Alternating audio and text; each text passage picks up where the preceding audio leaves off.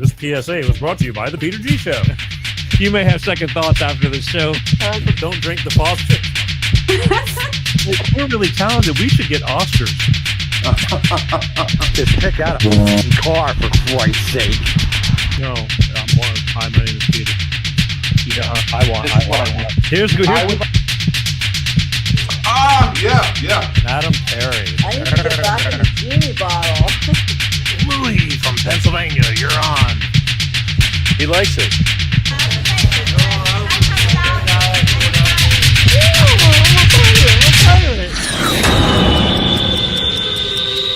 It's showtime.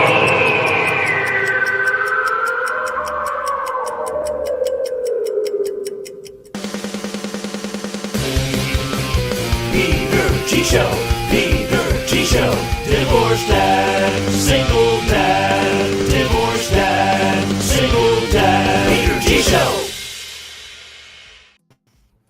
That's right, it is showtime, and it is Wednesday, and it is July 16th, right here on Life with Peter G, the Peter G Show, every Wednesday, 6 p.m. Pacific, 8 p.m. Central, and 9 p.m. on the East Coast, like clockwork, God willing. And tonight, here we are. After going through weeks of, shall I say, technical difficulties beyond the realm of anything I can do, it goes way deep into the bowels of the engineering gods and all that.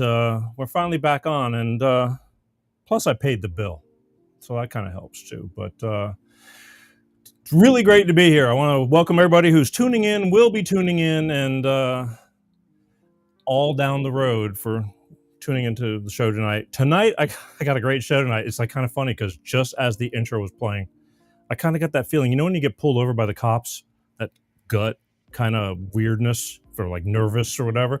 That's how I just felt, and I don't feel like that unless I get pulled over by the cops. So it's because I got a great show tonight, and I got a great guest tonight that I'm happy to say is on the show with me.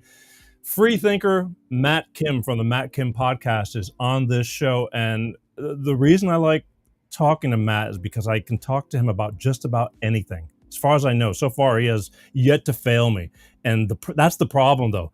There's so many things going on personally, just casually, professionally, politically, that it may be a 5-hour show tonight. So buckle up, get your stuff, put it by your chair, get a porta potty, whatever. Just going to be a good show tonight. So I'm pleased that he's going to be here in just a few minutes on this show. Plus, forgot, he's grouped up with some of his people. And I got to say, have you ever looked at something on your phone, you're curious about a product or something, or you even thought about it, and then every place you turn around, that product of somebody is popping up all over your computer, your phones, this and kind of that. He's got, for real, a way to hold on to your privacy, on the internet, because even when they say your internet is private and personal, is it really? But we're going to talk to him about this, about how to keep your private stuff on the internet private for real. And I'll let him explain that later on down the show. But to me, that's important because this has gotten really out of hand. Really out of hand. I mean, you can't burp and there's a medical thing popping up about acid reflux. I mean, I swear this is making me crazy, but he's going to be on in just a few, so you're going to want to just stick around because it's going to be great. Also, for the past 2 weeks, I have tried to have veteran rock journalist Mr. Steve Rosen on this show because of his book. Got to show you this. This is awesome. Tone Chasers. Let me get it to where you can see it. It's too shiny. Tone Chasers, Eddie Van Halen, his 26 years of a journey with Edward Van Halen. He spent the first 26 years when they were just starting to make it in the business, and he's hung around and interviewed him a million times, and he's got a authorized biography of Edward Van Halen. I mean, he had this book that was getting ready to be before Edward ever knew he was going to pass away and things like that. But all I can tell you is not only is this a beautiful book, he's a great journalist. because of the delay we've been having in getting him on the show because of technical difficulties and scheduling difficulties, I've now had the opportunity to listen to his audiobook version, where he actually has original tapes from the late 70s and 80s of him and Edward actually talking, whether it's on the phone or in personal hanging out. And it's friggin' amazing. It's got to be 40, 50 hours of audiobook. And I'm on like chapter 45 right now. And awesome stuff. You're going to want to join me next week, all right? Next week, July 23rd. I know I've been promising this for a while, and I apologize. Stuff happens, but sometimes 3 times is a charm. Great stuff. Listening to that audio tape, I mean, I swear I've had a few encounters with Edward Van Halen back in the early 2000s. And I mean, in my head, when I'm listening to this stuff, it feels like, we're still in the here and now, but we're not. So you're going to want to check that out, all right? Also, would not be the same if I did not remind you to please, please, please subscribe. It's subscribe, follow. If you're on Facebook, my Facebook is great. Just follow because you can't subscribe. It's all free. If you're on YouTube, YouTube is killing me. We're going to talk about that tonight. They've got their thumb on. They have never given me a break since 2020 when I started talking about the old Jabberini. And they just sent me a letter again, which I'll talk about later in the show, about how they're holding their thumb on me because I'm just a bad boy. I don't know.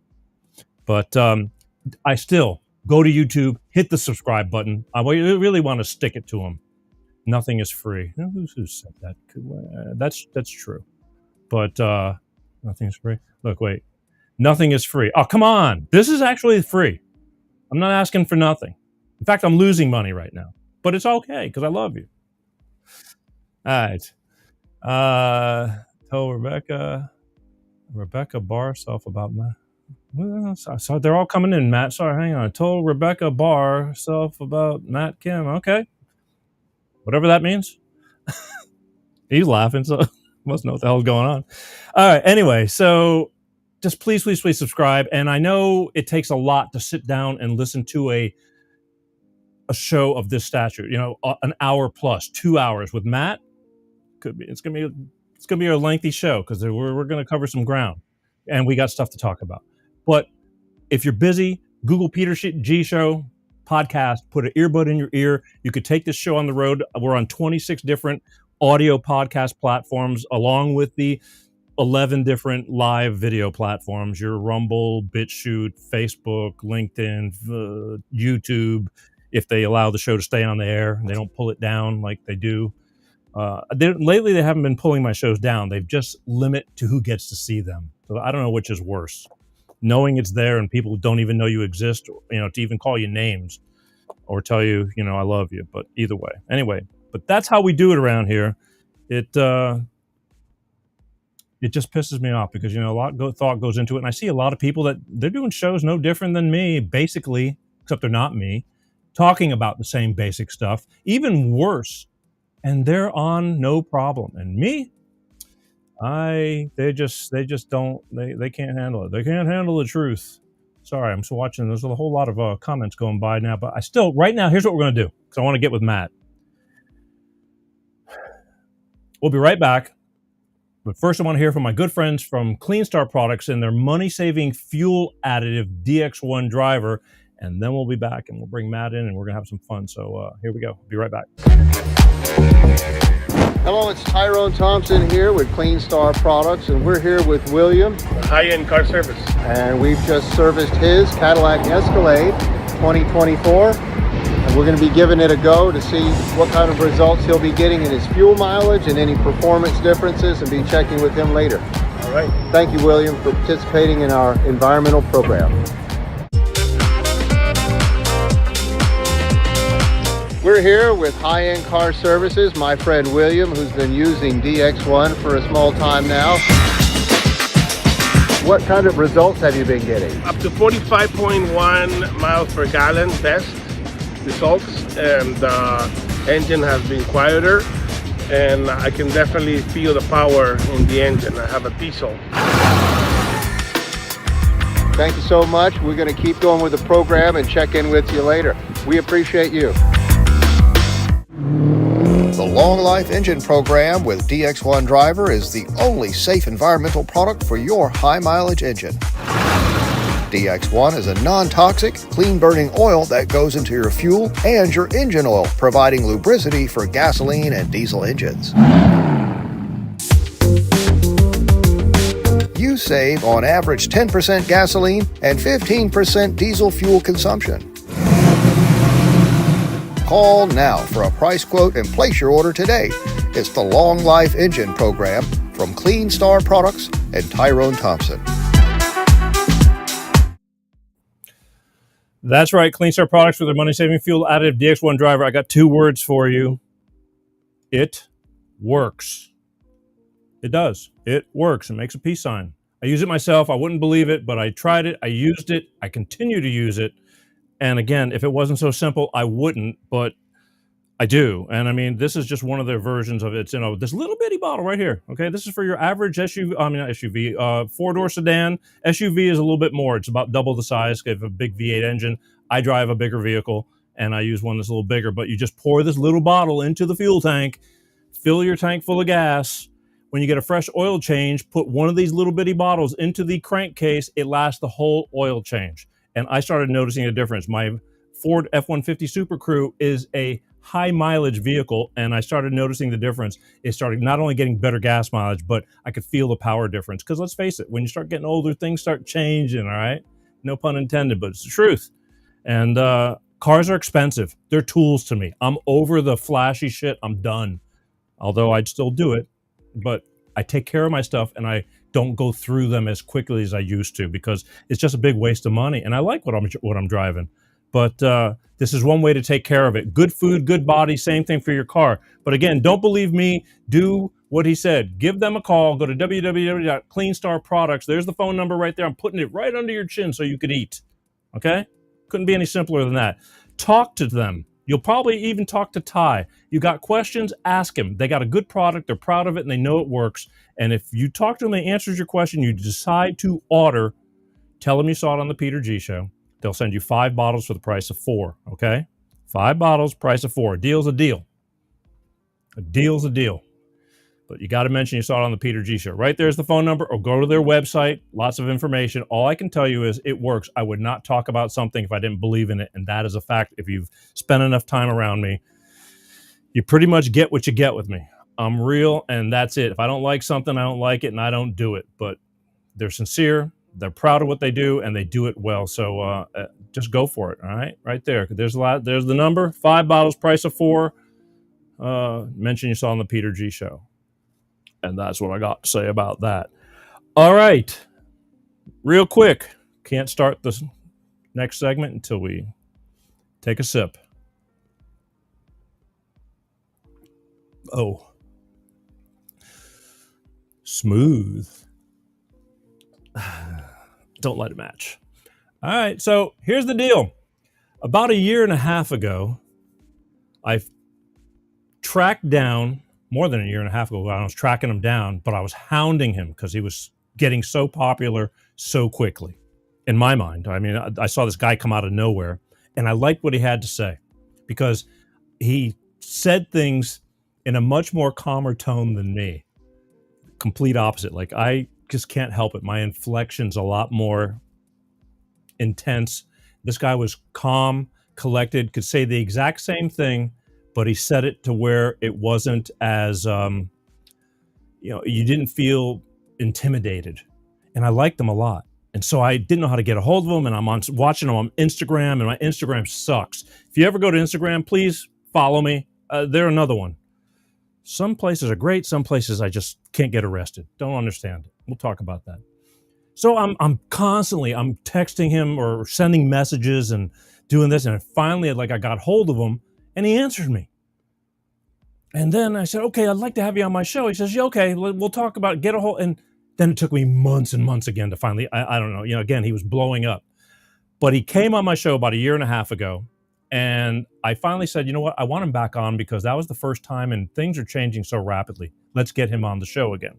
So this time around, because we already started creating a friendship, he got a hold of me and he said, yeah, come on, no problem. It's like, all right, we're in business. So ladies and gentlemen, without further ado, Matt Kim from the free thinker Matt Kim from the Matt Kim podcast, right here on the Peter G Show.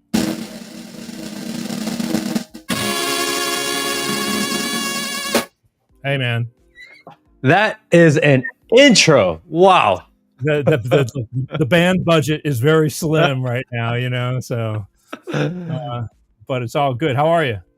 I'm good. Happy to be on the show. Thanks for having me. It's second time here. I actually don't go on second shows often, so if that says anything, what I think about you, like I appreciate it. Look, the second time us talking was so much easier because it was so hard getting a hold of you. Because let's face it, back almost a year and a half ago or so, you just kind of just exploded. Yeah. You know, and so it was hard. Everybody was at you, and I get it. It's like, especially if I'm trying to find somebody through Instagram.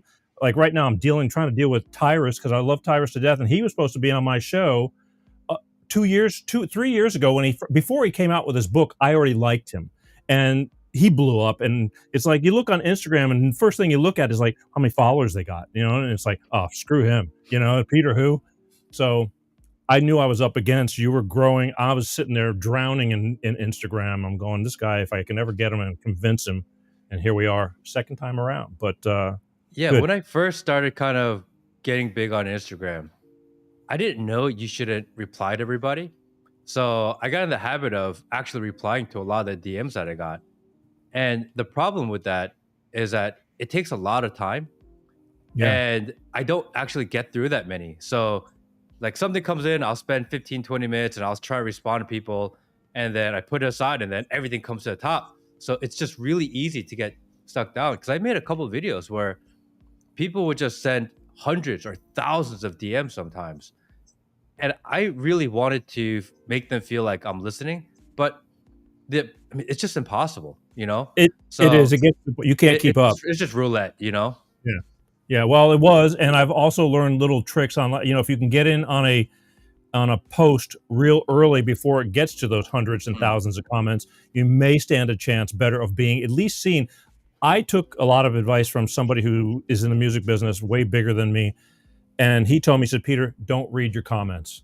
I mean, you love to see the good ones, but the few bad ones here and there will wreck your brain. And I cruise around, but I tried to stay kind of neutral and just, you know, forget about it. But I read all comments. I read all comments. Yeah. Because I feel like it gives you a sense of what people are feeling.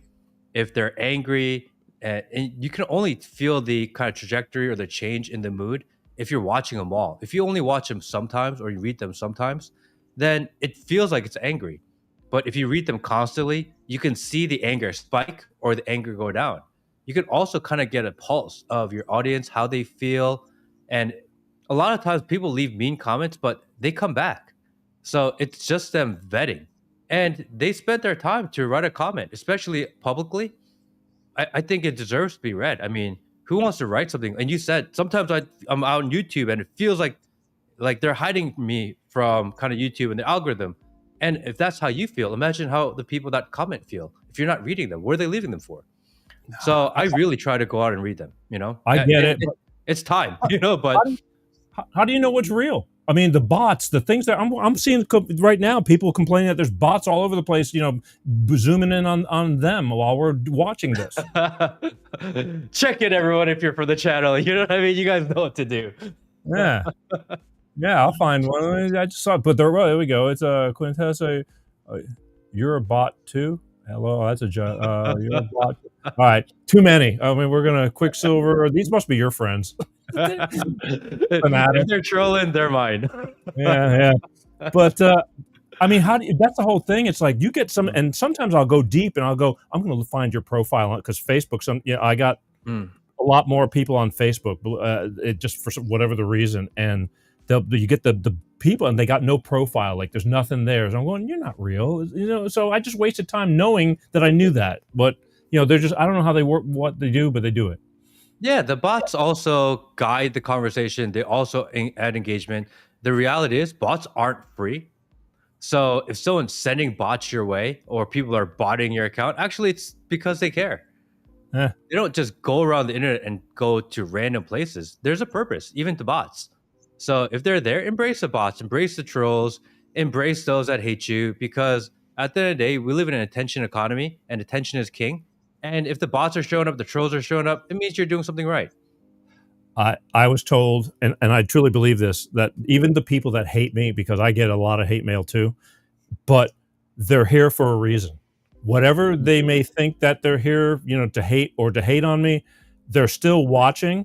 So they're here for a reason. And I still have faith that I can turn a few to open up their minds. Some people, you just like some men you just can't reach, but there are those chosen few that are willing to listen. So we just keep on going. Yeah, I mean, I think that engagement is a really big part of being online. I think that the people and podcasters or people that run shows that ignore their audience, I think that's a huge mistake, actually. I think you should engage with them. I think you should have fun with them. I think they are part of your show. I don't think that they are watchers. I think that they're active participants. So we try to encourage people to get involved. We try to prompt them to give opportunities to fight each other in the comment section. I value them so much, and I value them much higher than, I don't know, the platform or YouTube or whoever itself. Like, screw those guys, Look, well, let's take platforms. For example, Peter is a real Greek, or is he Greek? That's a huge nose. Thank you. I am Greek, fucker. So there, bite me. I love you. Yeah, You know what? that's awesome. I love the chat. I love the chat. I love the comment section. I think they're the best part of doing this. And to be honest, if I didn't read the comments, if I didn't have a chat, I don't think I'd do this. It's the most fun part of all of it. Dude, I'm with you, but there comes a point like you can't get, there's just sometimes there's so many. Again, I have the shorts, the highlights I do through the week. Some get 10, and some will get 7 million. So you come to a point like I'm looking, I'm scanning, I like to see what's going on, but you can't do thousands. What are you going to do? I'll give a check mark once in a while, like a thumbs up or this and that, but I can't, you just can't do it. And you're way bigger than me. So it's like, you can't reach everybody. So I hope they don't take offense, but yeah. Anyway, I am Greek though.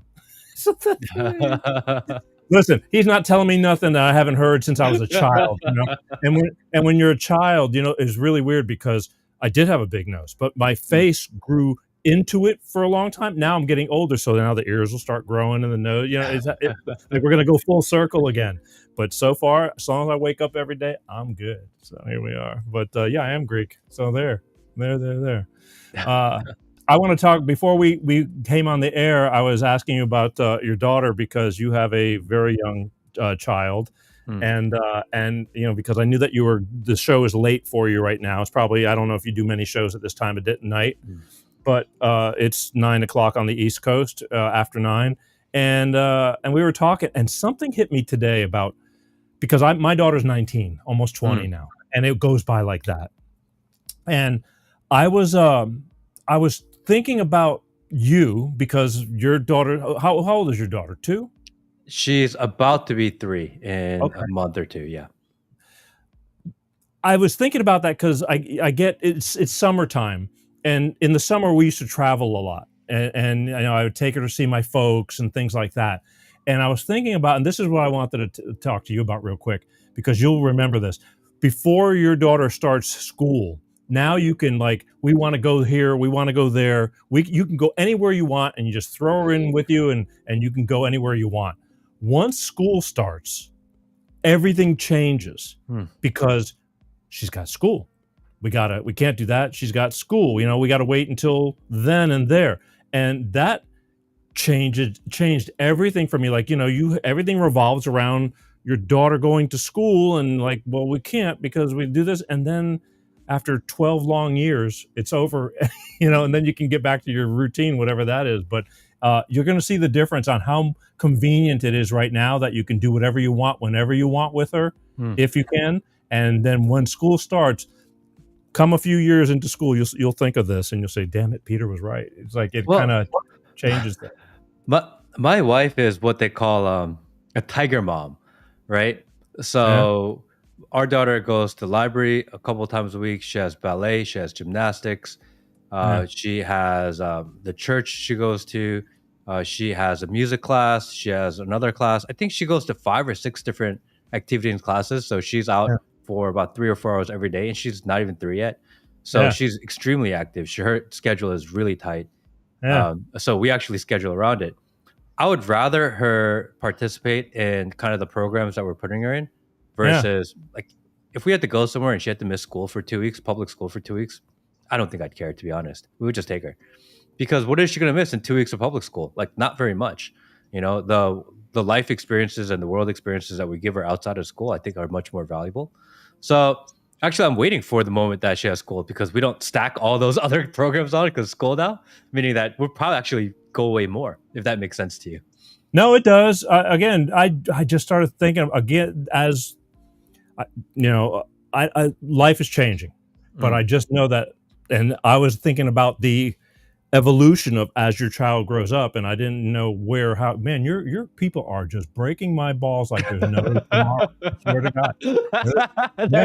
God. Peter G is old school. I don't think he knows about the new, brighter world we live in. It's like, oh really? Oh really? We have computers, Peter. How do they work? How do they work? It's like, I got stories that'll freaking make your head spin around, but I keep those under wraps. This is a pretty deep show, but that's nothing. There's more here going on. Anyway, so I was just thinking about that, and I just know that everything changed with the child because it's really about the child. But I just started thinking about that. I said I'm going to bring that up because you got the freedom, even though she's busy, you still can do what you want when you want. Now, if you homeschool, I guess you can, do what you want when you want to, but it was different. When I had to fight in court because of my divorce about, her even what school she went to. So that was old school. And speaking of old school, I think modern parenting, you have to actually do both. You have to homeschool and you have to send them to school. I think it's a combination of both, actually, because just sending them to school, it's not going to be enough. They're going to teach your kid shit that you don't actually need in life. If the last however many years of my life is any proof of that, you don't use anything you learn in school. But this next generation, especially kids my daughter's age, the things they learn in school, the education system has no chance of catching up to where technology is going. They're so behind. So it's a huge waste of time, but you still want them to be able to succeed in that environment. So it's going to be that, plus you have to teach them at home. I think the more important thing to do in life with your children right now is to teach them to think independently, think for themselves, to problem solve, because that is actually going to be the only usable, valuable skill in the future. And anything school related, your computers, your AIs, everything else can do that for you anyway. So, what are you wasting your time for? You have to learn to think, and you have to experience, and you have to learn how to navigate. And you can't do that sitting in a classroom. You have to be out there in the world. No, I got lucky, at least mine. As she grew up, she knew how to decipher the bullshit, the indoctrination. She's got to. I got so blessed with that, and it wasn't me putting it into her head because you know how it is. Schools now are just really getting weird about what they need to do, what they had to do, and all that. And she didn't buy into the program, and I'm very blessed for that. But anyway, like I said, because the reason I'm bringing this up is because I know that's your most important your most important thing out of the whole world. When that child is born, that's your greatest investment, your greatest love. All the above. So I always talk about the stuff. This show started because of my divorce and me having the struggles of making sure that I was available for her every second I could get because I no longer lived under one roof all the time. So just wanted to bring that out. And because family is important, man. I think families are getting harder and harder. Life is so busy that nobody congregates anymore. They're all over the place, and you forget and just too busy to go see your grandparents or whatever. And that's important stuff. That's part of bringing, your upbringing. So I wanted to bring that, but I just want to touch on family because I like doing that with people who have family and understand it. And for those who may, have family that are, calling me names and stuff. It's all good. Like I said, I think they're secretly starting to fall in love with me. This is what's happening here. But I got. Yeah. Well, my kid, we do this weird thing where we do no devices. She gets maybe 1 hour of TV or cartoon a week. It is all puzzles. It is all books. It is all playing outside. Again, the whole technology is so good that she doesn't even play with the device, but she knows how to go through the apps on a iPhone. She knows how to zoom in. She knows how to zoom out. We've never taught her how to use a phone, but she can figure it out that quickly. And she figured it out when she was under 2 years old without having access to one. It's that intuitive. That's good. That's actually scary. But so I'm not worried about the technology. We remove as much technology as possible. Teach them to think, teach them to solve problems, and the rest of it, they're going to figure out so quick. Technology is just, it's so intuitive. Yeah, well, kids that are growing up these days, I mean, look, when I was growing up, my parents, I remember showing my father only, before he passed away, when it was Skype, when Skype was around, in its early stages, maybe 2014 or something like that. And I'm on it showing him somebody from Connecticut that we used to know. And his mind was everything was in the computer, it was in the laptop, that he didn't understand how it was coming into the whole deal. So it's the same thing with us now. These kids are coming up and they're basically born with that stuff inside them already. It's just the way it is. So it's kind of par for the course. I'm going to shift gears. I've been watching some of your shows when I'm scanning around. Okay. I've been seeing. Not for the light of heart, by the way. Well, I just wanted to see what Matt Kim is doing nowadays, because for a while you kind of disappeared. And, because I think he's burning out. I didn't know what was going on because you were going so strong. It's demanding. And then you came up and you started doing shows. You're doing it with Peter? Peter. Okay. I like the name. Good choice. And so I'm watching you guys banter about a few things, and there's a few things that I'm going, really? You're talking about, there's so much to talk about. Again. Don't make me get canceled or lose my channel today. I'm not prepped for that. What do you mean? No. This is not bad stuff, but I mean, I heard you mention. I mentioned something about you don't understand women, and I'm going, did you remember this, saying this? Oh yeah. Okay, good, because I saw that. I go, really? I go, I want to know why you don't. I mean, I don't think that you're in touch. You should even try to understand, because I think everybody's different. But I mean, where were you going with that whole thing? Well, I believe men and women are different. Yeah. Yeah. And I've never lived my life as a woman. So for me to understand their perspective, it's crazy. How can you understand a perspective that you've never actually lived or been able to figure out? And, I love my wife. My wife is awesome. I have no idea what the hell she's thinking in her mind. You think one thing, you say one thing, she's thinking the other. You try to be polite. Apparently it's not. It's just really difficult to do. There's my daughter running in the room right now. Bravo. So I don't know. There's a lot of men that try to speak on behalf of women, and there's women that try to speak on behalf of men. Yeah. And your life experience is different. What you deal with around and what your challenges have been are different. Yeah. I think it's just better to acknowledge differences within people, within races, different genders, whatever it is. And then you can actually solve problems. This idea that everyone's equal and everyone's exactly the same and everyone thinks the same and everyone's supposed to be the same and everyone's culture is the same. It's bullshit. It doesn't actually work, Who says that? A lot of people, apparently. I do believe everybody's gone through different upbringings and again, the gender difference and perspectives are a hell of a, experiences. And based on that, I mean, I've dated women that, I'm carrying the cross for their past. And I'm going, not fair, not fair. Good women, but there's sometimes things happen. And then, some women I've had encounters with, I'm thinking one thing and they come out with something. I go, where'd that even come from? So I quit trying to worry about it, but it is important because especially when you're trying to get along with them. Yeah. I mean, I think this kind of blending of men and women are exactly the same, or men and women have to be exactly equal in every category. It's creating this kind of weird sense that, okay, if men and women are equal, then why can't I change interchangeably between the two? That's the logical next solution to that, actually. If you stick to the fact that men and women are different, then men becoming a woman and women becoming a man actually is a problem because you're different. But when you say they're all the same and oh yeah, they have exactly equal and equal rights for everybody. I mean, the rights should be equal. The government should treat you the same. But as far as people in humanity, men and women are different. What's wrong with that? Everybody's I have got no different. problem with that. I don't think most men or women have a problem with that actually. No, I don't think so either. But again, you know, I've found that like I've had some really close women in my life that were kind of like guys.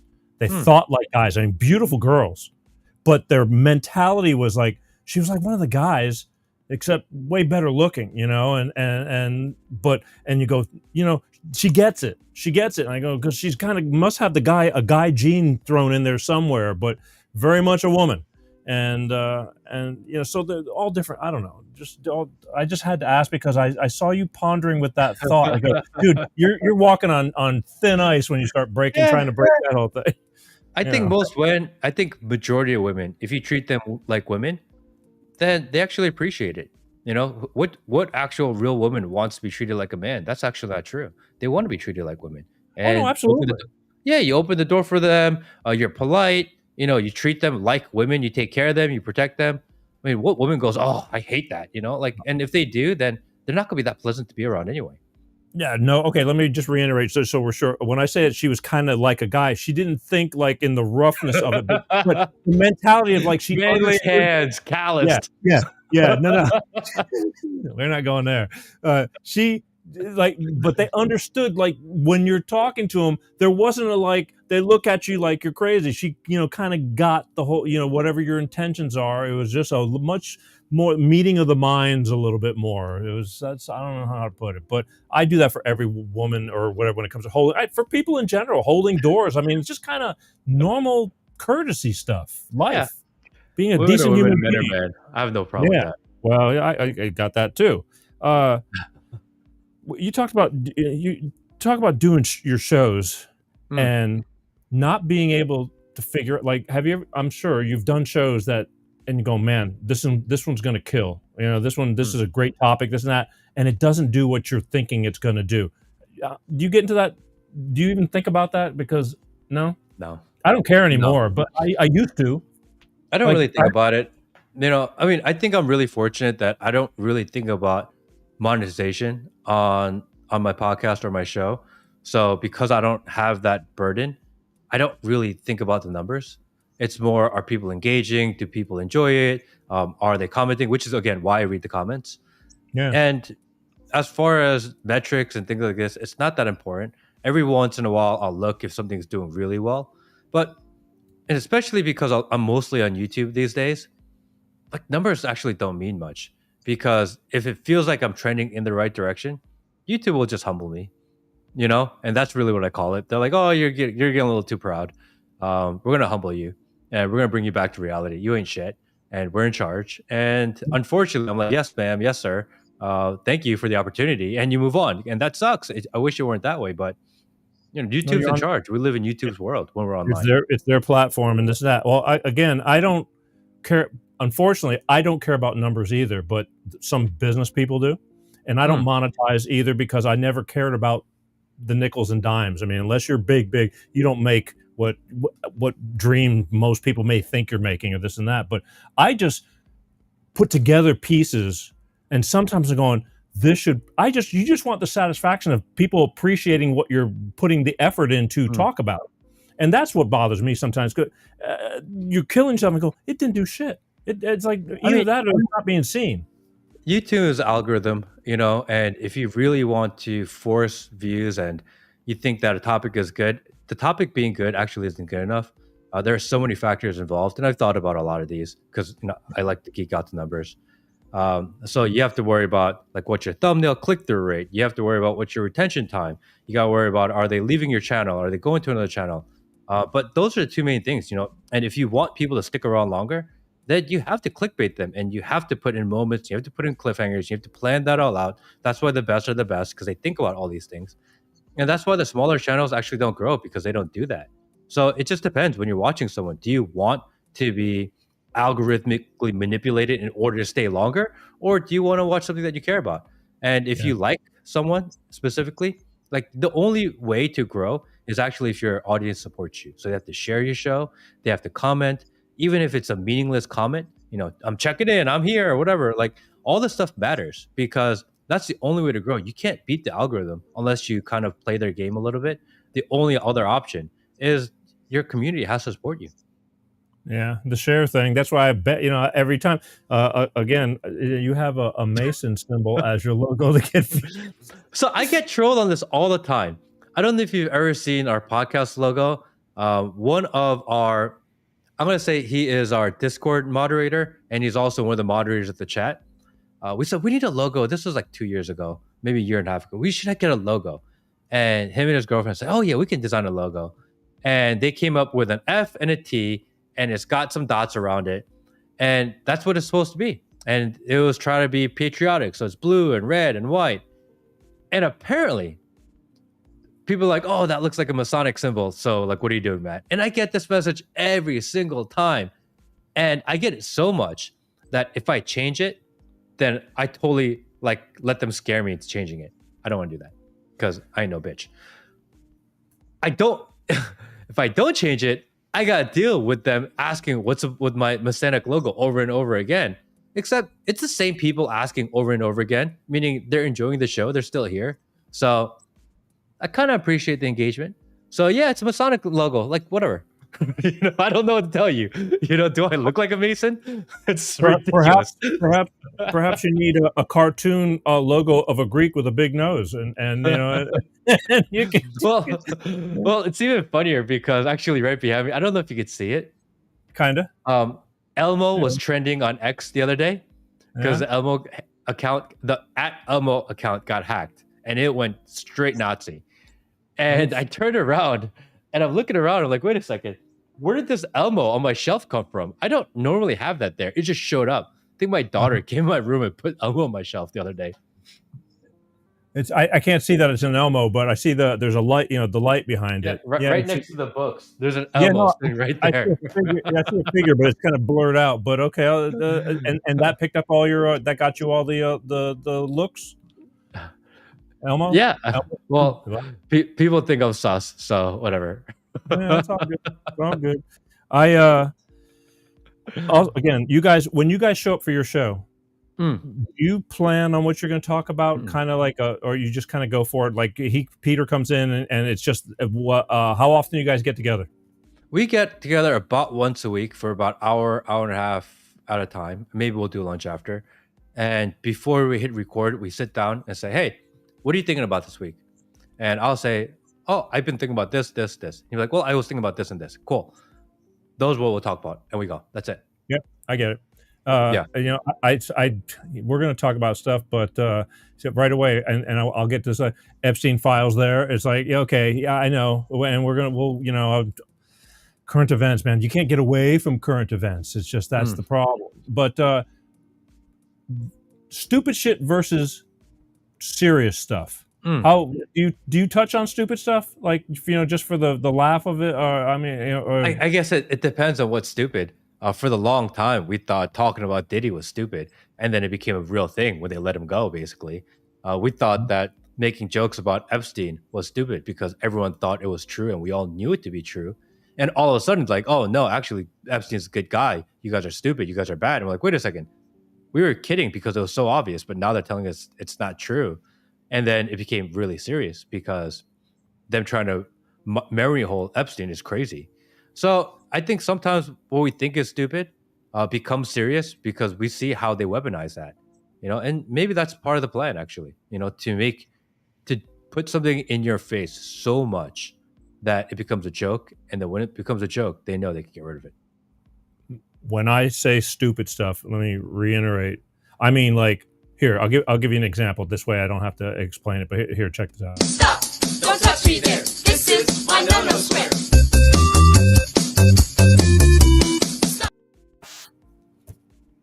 Something like that. That was like a European thing, right? I saw that. That was trending for a while. Yeah, it's They're like trying to figure out how to get immigrants in Europe to not rape the women or something. That's what it was, right? I thought it was like a child's PSA or something.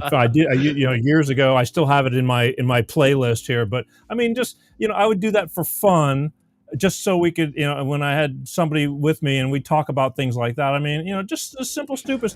Can a bitch get a donut? You know what I mean? Just do you guys are you like, we're sticking to the real life stuff, because again, your show is evolving as you go along. So I'm just curious. I wish I had as much time to put towards it, but I had to kind of flip through now and then just to check you out, since I been wanting to get you on the show, see where you're at. Yeah, we don't really play clips, so that's the hard part, because when you play funny clips, it's a lot of reaction. We just pick 3 or 4 topics and we just talk about them, just like we would on at lunch or dinner, or if 2 guys were hanging out and having a conversation. So there's not a lot of prep for that. We tried to do this segment maybe about 6 months, maybe a year ago, where our producer Will would pick a few funny clips from the internet and we would put it at the end of the show and we just watch them and react to them. But playing other clips on YouTube, it gets to be such a hassle, because we're not thinking as far as, is this copyrighted? Are we going to get a strike for it? Are we going to get demonetized? Yeah. Like, it just became such a problem with them giving us a warning or removing content or removing entire videos, removing audio, that we're like, dude, this is not worth it for the 5 minutes of laughs we get. I think at times our show is funny as is, so we don't want to do it. And me and Peter have been doing this show for 2 years now, and we're just in a groove. You could prompt us for 3 random topics on anything and we could talk about it for an hour. I get it. I don't even, not even necessarily, the reason I use video clips is because there's so much contradictive manipulation going on right now that people have forgotten very quickly.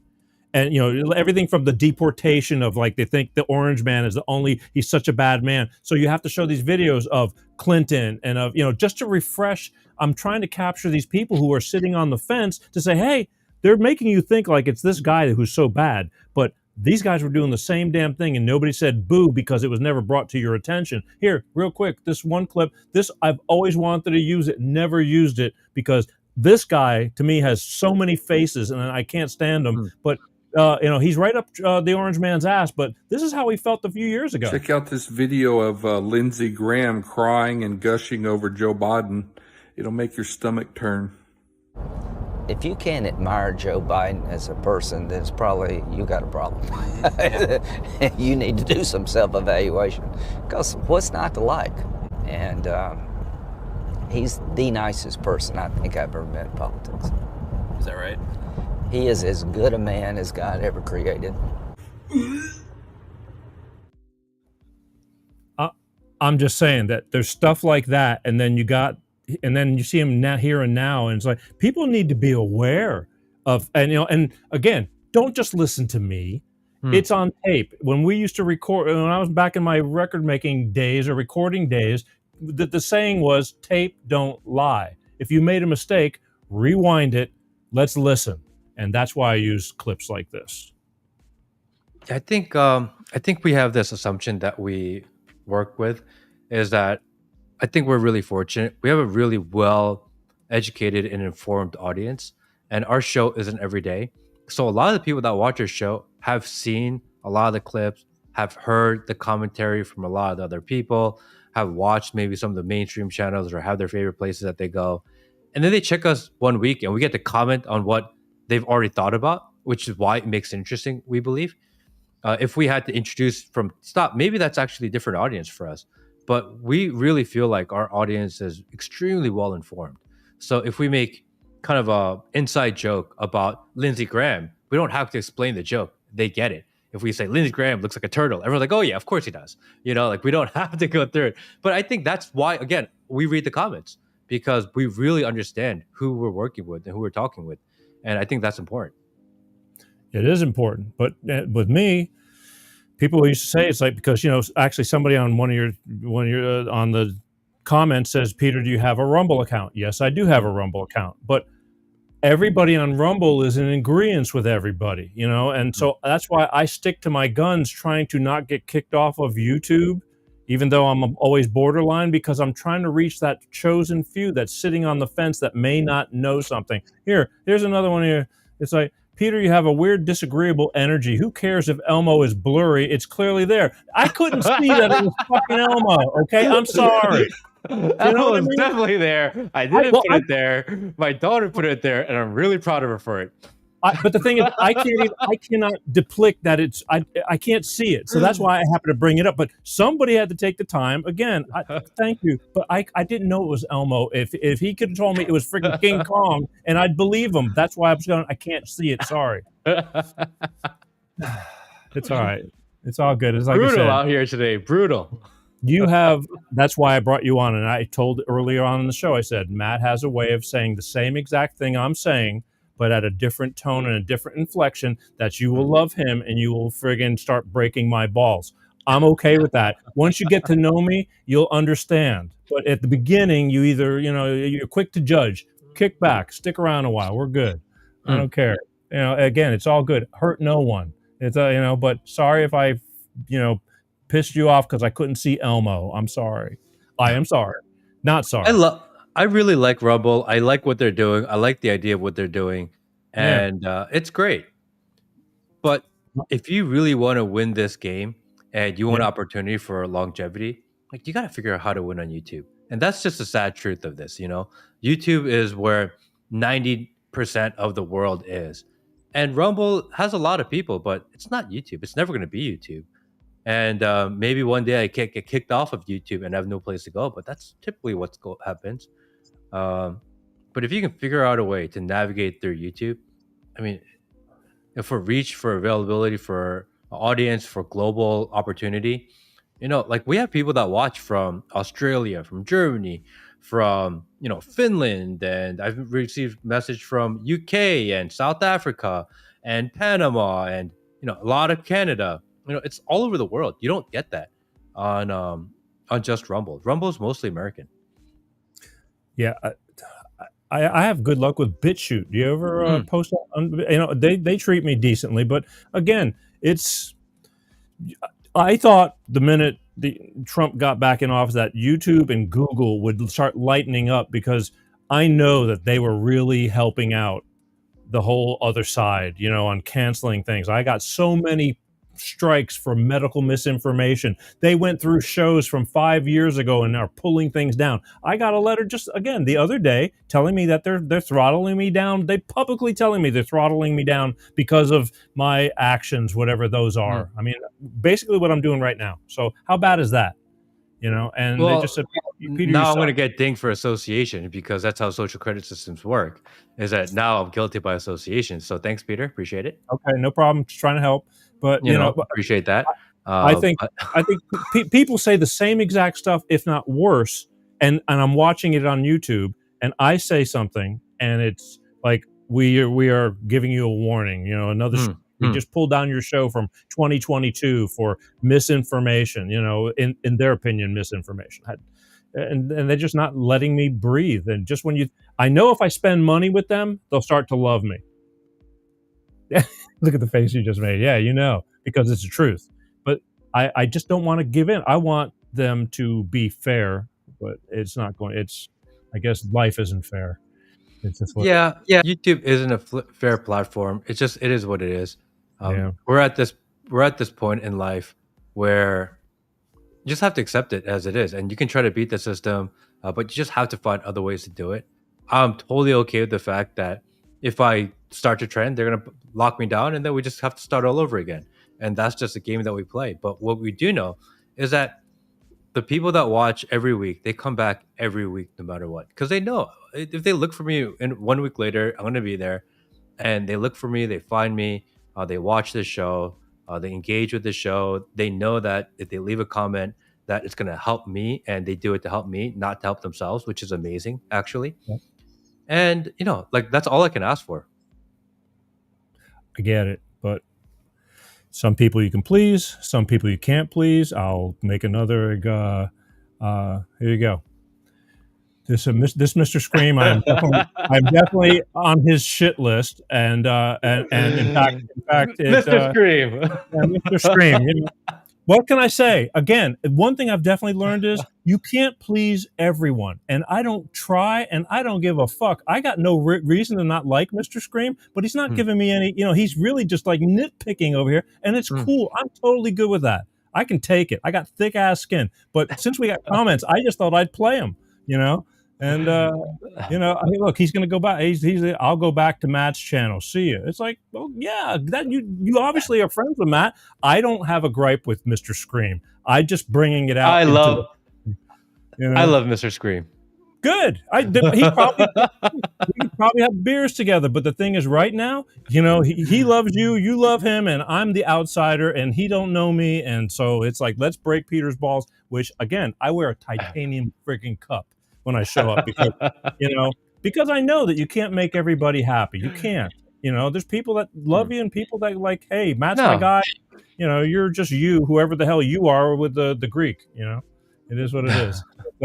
Yeah, now I gotta. There we are. But anyway, sorry, Mr. Scream. Just maybe if you didn't scream so much, take a pill. Just chill. We're just all here to go. I want to ask you.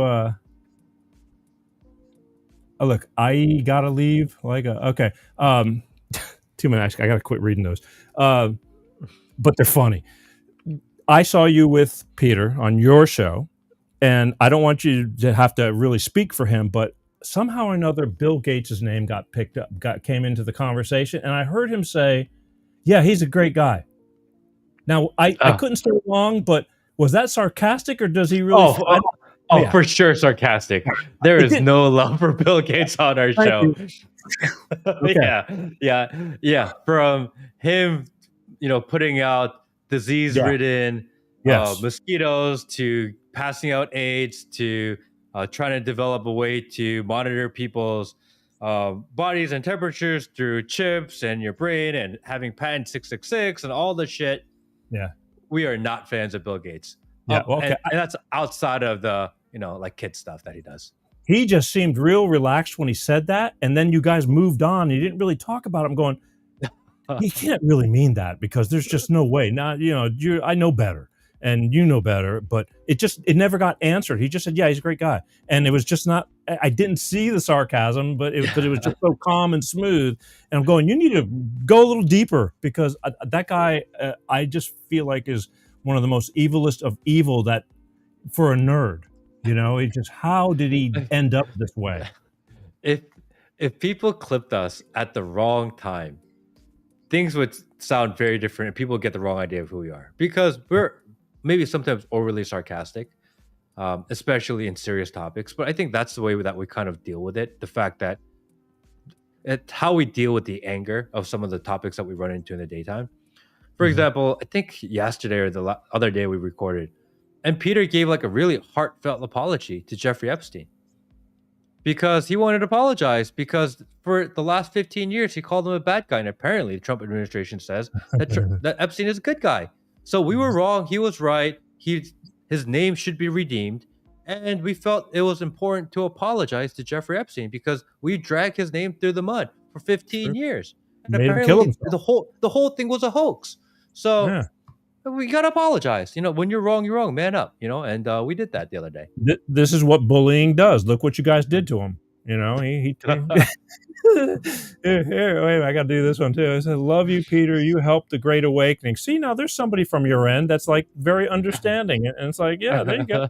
You go. There's really, you just have to hang out a little bit and get a feel. I tell you, Matt and I are like different sides of the planet, but we all have one common goal, and we just have a different approach at it, and some days are better than others with me. It just depends on how things are going, but the goal is still there, and the intent. Let's can we talk, because Yeah, whatever you want to talk about. Yeah, well, that's it's going off the rails today, so you can have whatever you want. I planned it this way. I really wanted to go all over the map with you because I feel you're that versatile, But the thing is, as well talked over as this is, it is pretty mind baffling. I want to stick with the Epstein thing because I kind of got really blown out of the water when all of a sudden everything I felt we were fighting for just took a turn to where they go, "Don't worry about it." And it really kind of hurt. I go, this is going to make us look bad after all we fought for and all the good that's going on in other areas. I go, can the deep be that deep that they're making the Orange Man bow? Or is this another plot to pin them and eliminate them in a different way? I'm really at the point where this is confusing. I saw that post he put out today, and basically said, if you're still thinking about Epstein, you're the bad guy. Yeah. I mean, he basically said, and not only that, he said, don't support me. I don't want you to support me anymore. Because if you're still thinking about this hoax, and he called it a hoax, and he tried to tie it to the Russia hoax, he tried to tie it to the election hoax, he tried to tie it to like all the hoaxes that we thought were hoaxes, he put that in the same category as those. And instead of making me think, oh, Epstein is a hoax, now I'm thinking, man, were all those other shit that he said were hoaxes, were those bullshit too? Because in my mind, the Jeffrey Epstein thing is real. There's nothing you can do, and I think majority of the country, there's nothing you can say or do to convince us otherwise. It's not just us that were thinking about it. It's people with the administrations that was thinking about it. It's people that are high up in the administration. And they're like, oh no, like we just finally reviewed the documents and we found out that there was nothing nefarious going on. I'm like, that's bullshit, because you guys had an opportunity to look at it the last administration. You didn't say that then. You had 4 years between administrations to say there's nothing there. You didn't say that then. You used it to get elected. And then now, all of a sudden, the day before you meet Bibi Netanyahu, you're like, oh, Epstein's a joke. Like, no way. No, that doesn't fly. So I don't care what they say. I don't care what they do. I don't care what proof they put. Like, I don't know if I'm going to let this one go. And I've talked about this topic of memory hole. It's this idea that they take news and they force you to forget things ever happened. And it's a psychological tactic that they use to change history, to rewrite history. And it's bold. It's a bold attempt at that. And I don't think a lot of people are going to be okay with that, because I'm pissed. I think a lot of people are pissed, and we joke about it because it's so ridiculous on how offensive it is. Anyone, especially if you're part of administration, and if you're going to say you're the bad guy because you believe this when you were the ones that were perpetuating this lie, fuck you guys. Seriously. This is why I have this problem, because not only do I have some of these people who hate the Orange Man anyway, and I say the Orange Man a lot, I don't mean it in disrespect, but that's how they call him, and that it's more, otherwise I'd say Trump 20 million times, and that really gets me knocked down. So I get these people immediately going, see, I was right. He's on the list. That's why he's covering his own tracks. And today I saw something, I'm sure they chipped in billions and billions of dollars to give to the Orange Man to shut him up. And I don't buy that for a second, because I just truly do believe he doesn't need their money, but something is really heavy for him to just back down off of this whole thing, to where it even, intimidated him, I feel. Because he didn't even sound like he was talking with confidence when he's saying, are you still on the Epstein thing? He felt real phony when he said that to me, at least the way I saw it. Look, if Trump was supposed to go in there and remove said deep state, and the first opportunity he has to expose them is to comply with them, dude, he's not going to do shit. It's just the reality of it, because we were promised certain things, not only him, but his attorney general, his FBI director. They put it in our face. His son, his family, every single political correspondent and pundit and talking head, they all said, we're going to get the Epstein list. This is a thing. And then all of a sudden, out of nowhere, they're like, it's not a thing. You're a bad guy. No, it doesn't make any sense whatsoever. There's no explanation for it. And what if they're blackmailing? So what? What do you have that's so bad that you can be blackmailed with? And if you can be blackmailed, you've already been compromised. Because if you can be blackmailed now, you always have been able to be blackmailed. I mean, if you think that he's being blackmailed now, he's always been blackmailed. Well, that's the thing. But new evidence. Like he didn't all of a sudden do something wrong at 75 years old after becoming president, and now something brand new comes out. Whatever that blackmail is, that's always been there. Don't you think if they were going to blackmail him, or take him out because he was on the list, they would have done it so he wouldn't have won the presidency? They tried everything else, even trying to kill him. I mean, they did everything. They came up with phony arrests, everything. I mean, if they were so scared of him winning, don't you think they would have pulled that out of their dirty tricks book too, and and used it against him so he wouldn't have been president? I mean, I've been thinking about this. I think about this all the time. What is actually the role of a president? What does a president actually do? Yeah. Well, what are they supposed to do? If you put me down and said, Matt, tell me what the president actually does, I wouldn't be able to tell you. Do you know? Are they actually an executive? Are they actually making plans? Are they actually drafting documents? Are they actually deciding policy? Or are they just amalgamating from different people and they're just saying, okay, let's do this, and they don't actually have the power to do it? So, like, what do they actually do? What does the president do? I don't know. I think he gives the approval on things, but that's why I say that a lot of times he's led down a bad road. He says yes or no to whatever they're putting in front of him. They're giving him the war. These warmongers that you got people that you're supposed to trust. They're supposed to be the professionals, and they give him intel. Is it real intel, or is it they trying to provoke him into feeling like, hey, we need to do this? Who do you trust? We're still having these issues because they. So if you're a decision maker and you're in charge of putting the people around you to give you proper information to make that decision, and you're getting bad information, whose fault is that?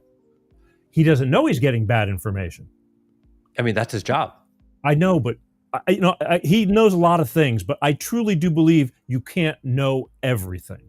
And that's why you have those, what do they call those? They're all out there, not ambassadors, but they're supposed to be, that's their job to, get information, report to me, tell me what's going on, and we go from there.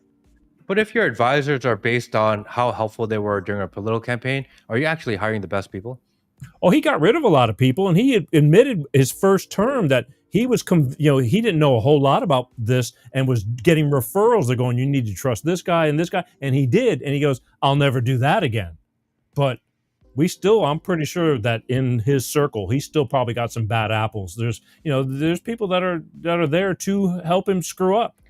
No doubt. I mean, it's hard enough. I think when Trump first got elected the first time around, and he said, I couldn't be as effective as I wanted to be because there were a lot of bad people around me and I didn't know. It took me time to figure that out. Fine, fair, pass.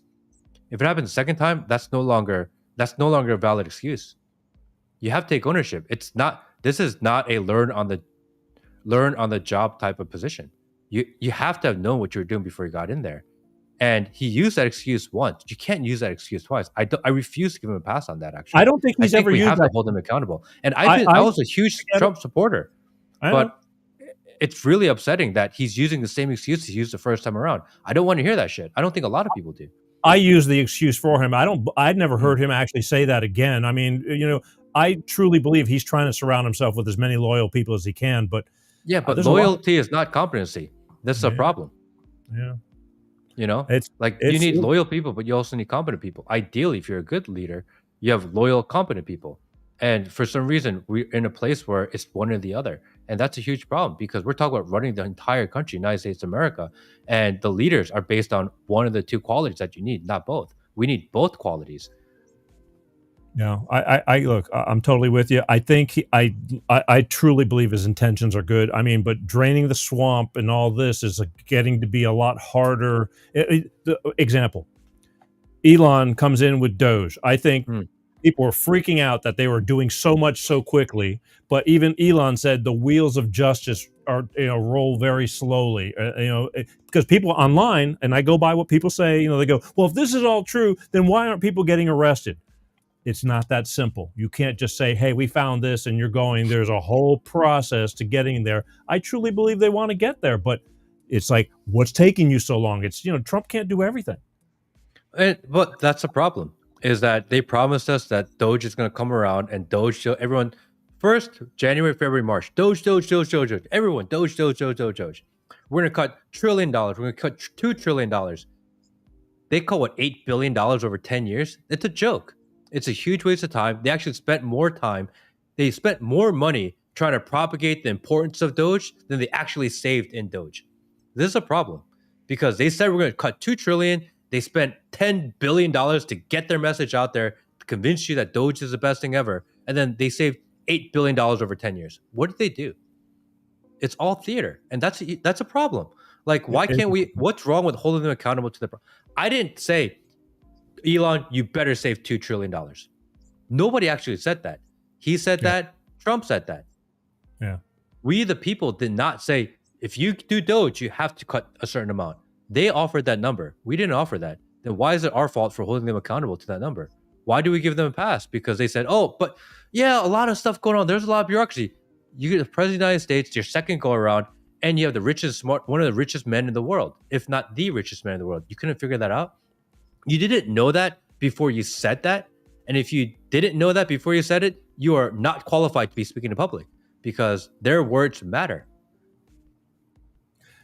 Brad says, Trump is part of the whole. I mean, I get this whole thing, but what if we let the other side? I mean, I always say you got to pick the best of the better of both evils. I mean, where do you go? How do you make it? Can you imagine if Kamala was our president? I mean, we were already on the one step over the cliff.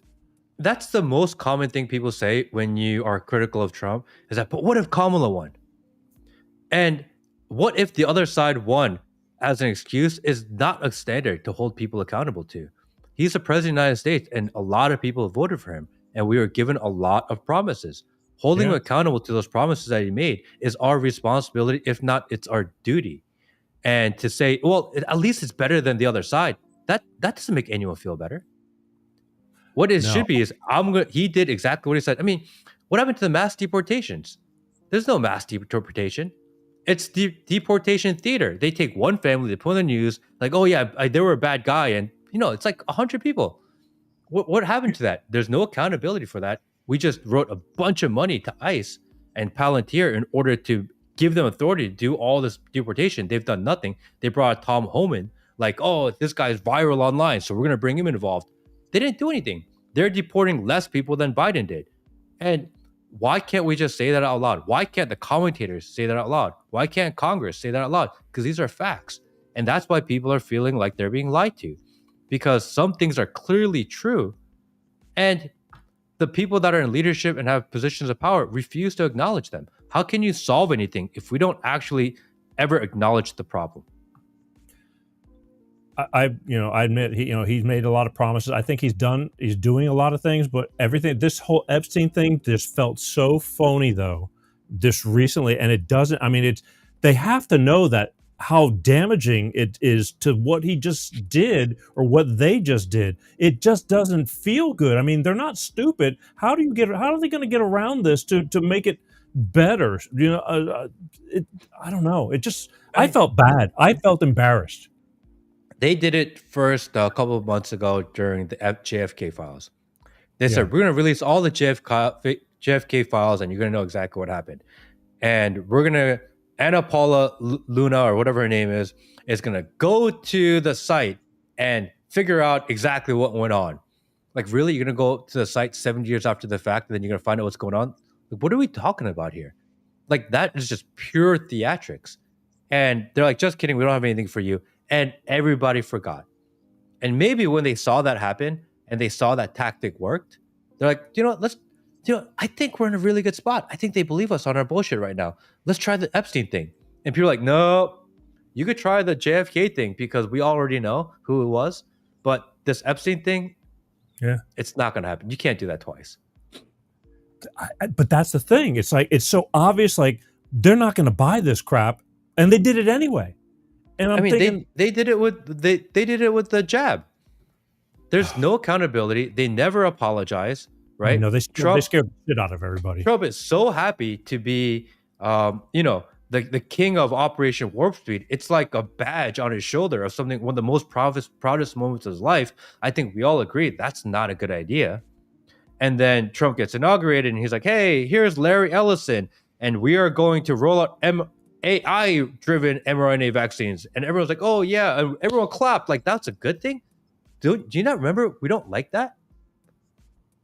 And then RFK comes out. It's like, hey, we decided that we're gonna make 6 months old the full FDA approval so that 6-month-old kids can get that jab. And we're like, what the hell is going on? This is not what we were promised. And I think people have every right to be upset about that because, again, I was really hopeful of Trump. But to say that he has shifted and turned 180 degrees on some of the things that he promised that we cared about, that's just true. again, I'm still going to have faith that this thing will turn around. I just don't. It's so stupid that I just, that's why I'm having a hard time with it. It's just, this was it's one of those, what the fuck were you thinking when you thought you're going to just think that nobody's going to care about this? That's what bothers me. The problem I have right now is because we have a lot of these MAGA influencers that kind of dictate the conversation. And they have become MAGA, meaning make America great again, to becoming make Trump great again. And that is not what the movement was about. No. The movement was about the people. The movement was about people that were feeling disenfranchised by the system, about people that were feeling left out, people that wanted better for the country as a whole, wanted America first, that just wanted some fundamental change for the betterment of the people. And somehow the whole entire thing has been, what can we do and say to make sure that everything Trump says we believe? That was not the point of this entire MAGA movement. And when you could say, well, Trump started, fine. That's not what people were signing up for. When you went to a Trump rally, people were really excited to see Trump there. People are more excited to be a part of the people and what's going on the floor. That's just the reality.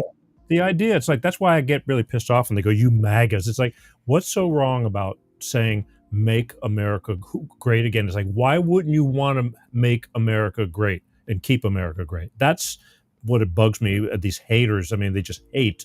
But I don't know, man. It's very disappointing. It was a very shitty week hearing this crap, and then they just kind of make like no big deal. It's like, it is a big deal. It's a real big deal. And for the thing of when you mentioned the jab in the beginning, when he did his Operation Warp Speed, that to me, that was a prime example of him being told by people who are medically, superior, telling him that what's going on, and he's going, okay, great.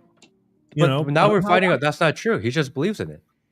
And the only way, and because he was doubling down on the jab, the only way for him to get over that hump, because there's a lot of people in America that have not forgiven him for that, but willing to look the other way for the sake of the election, because, like you said, the alternative was Kamala.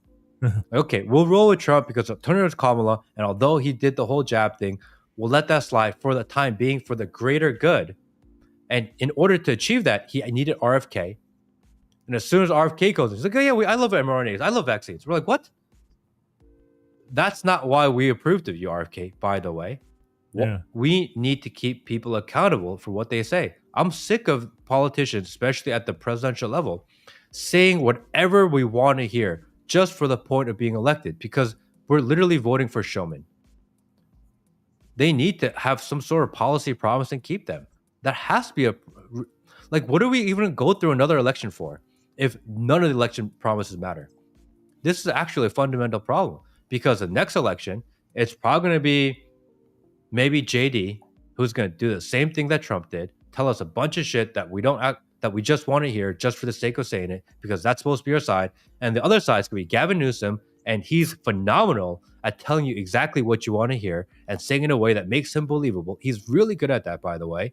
And we're going to have two presidential candidates that have zero belief in any of the core values that we care about, and they're going to go to town, and the political machine is going to become this $1 trillion industry, and we have to go through it, and then people are pissed off all over again. I'm like sick of it. Aren't you? Aren't you sick of it? Let me tell you something. Before the show rolled up this evening, I was watching on one of the monitors a press conference with Gavin Newsom in California.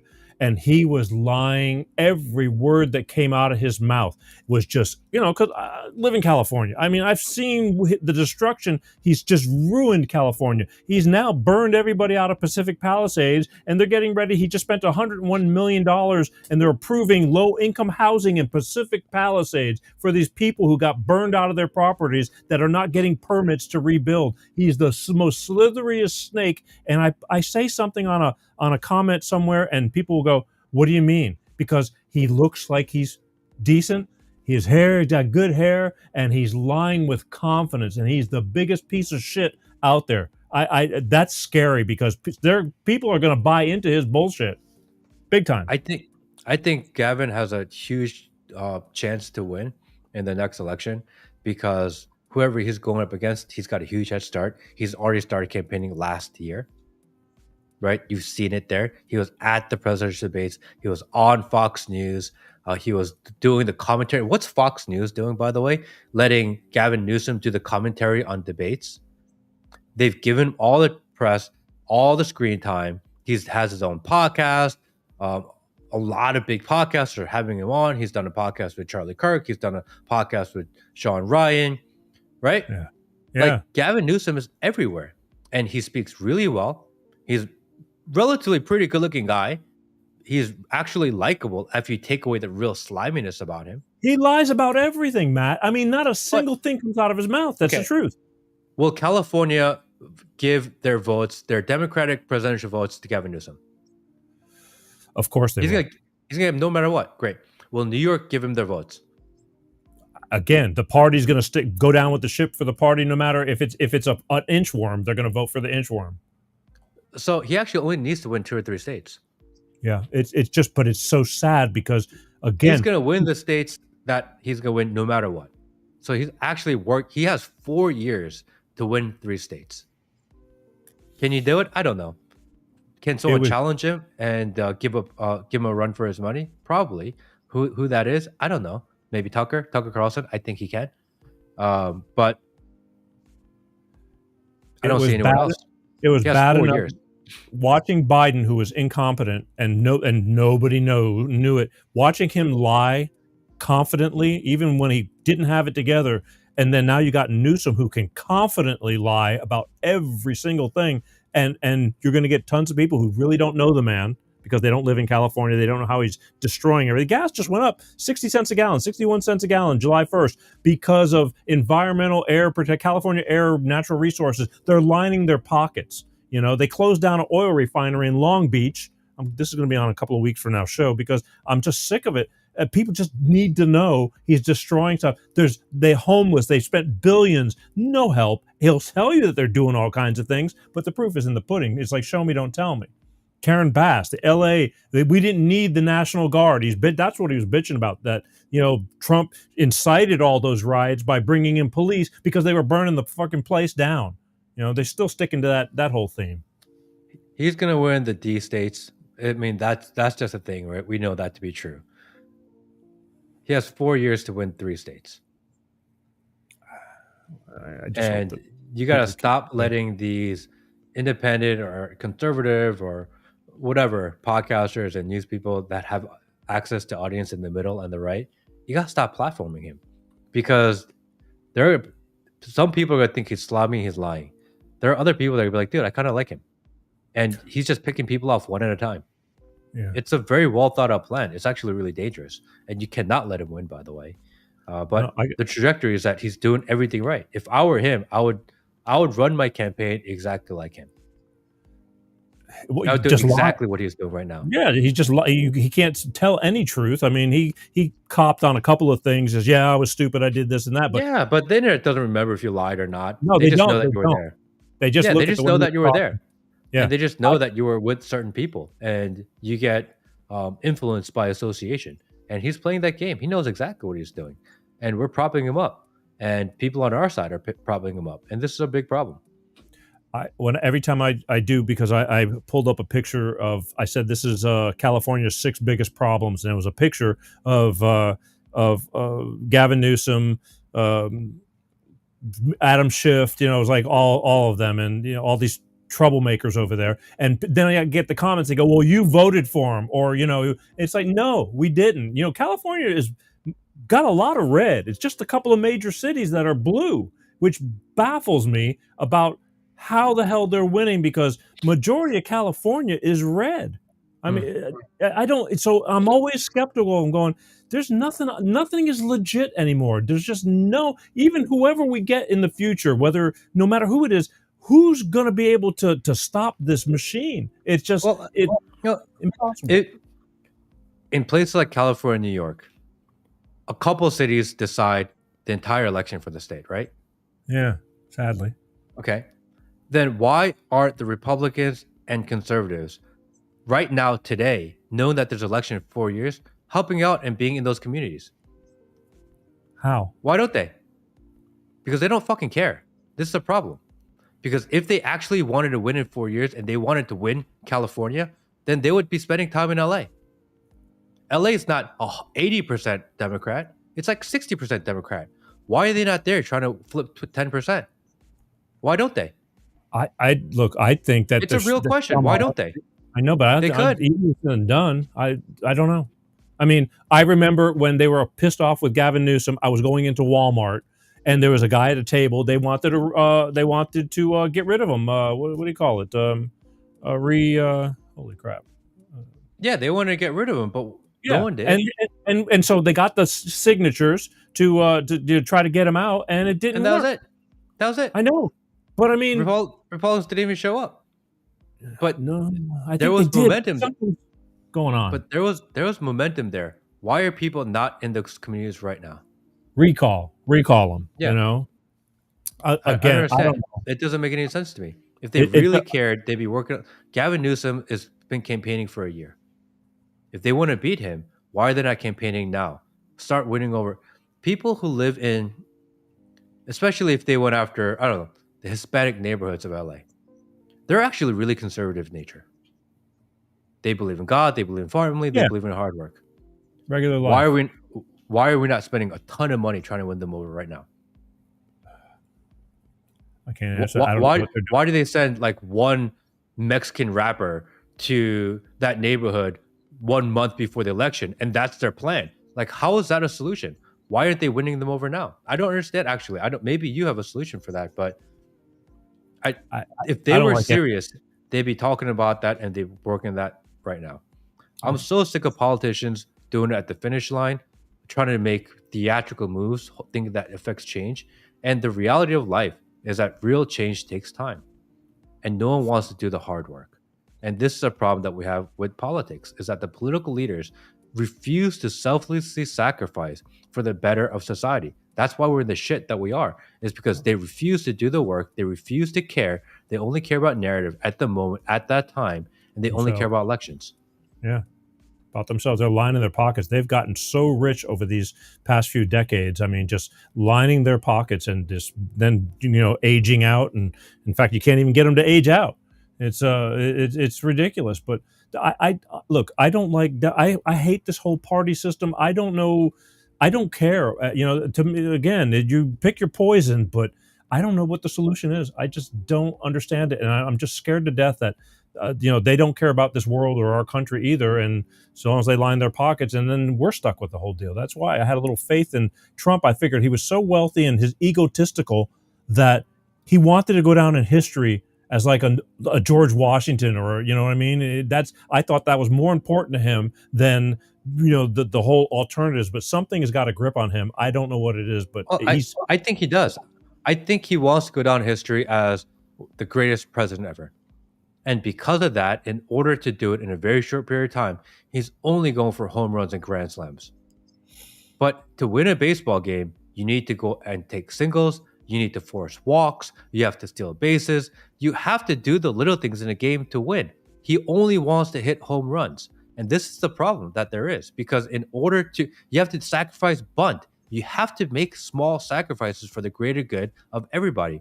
But he's going up the plate. He's only swinging for the fence, thinking that if he hits just enough home runs, he can win this. And I don't think life works that way. I think life is a collection of small wins over time. And if you keep on getting small wins, you eventually get a big win. I think that's how it's supposed to be. And I think the problem is that he's only going for big wins.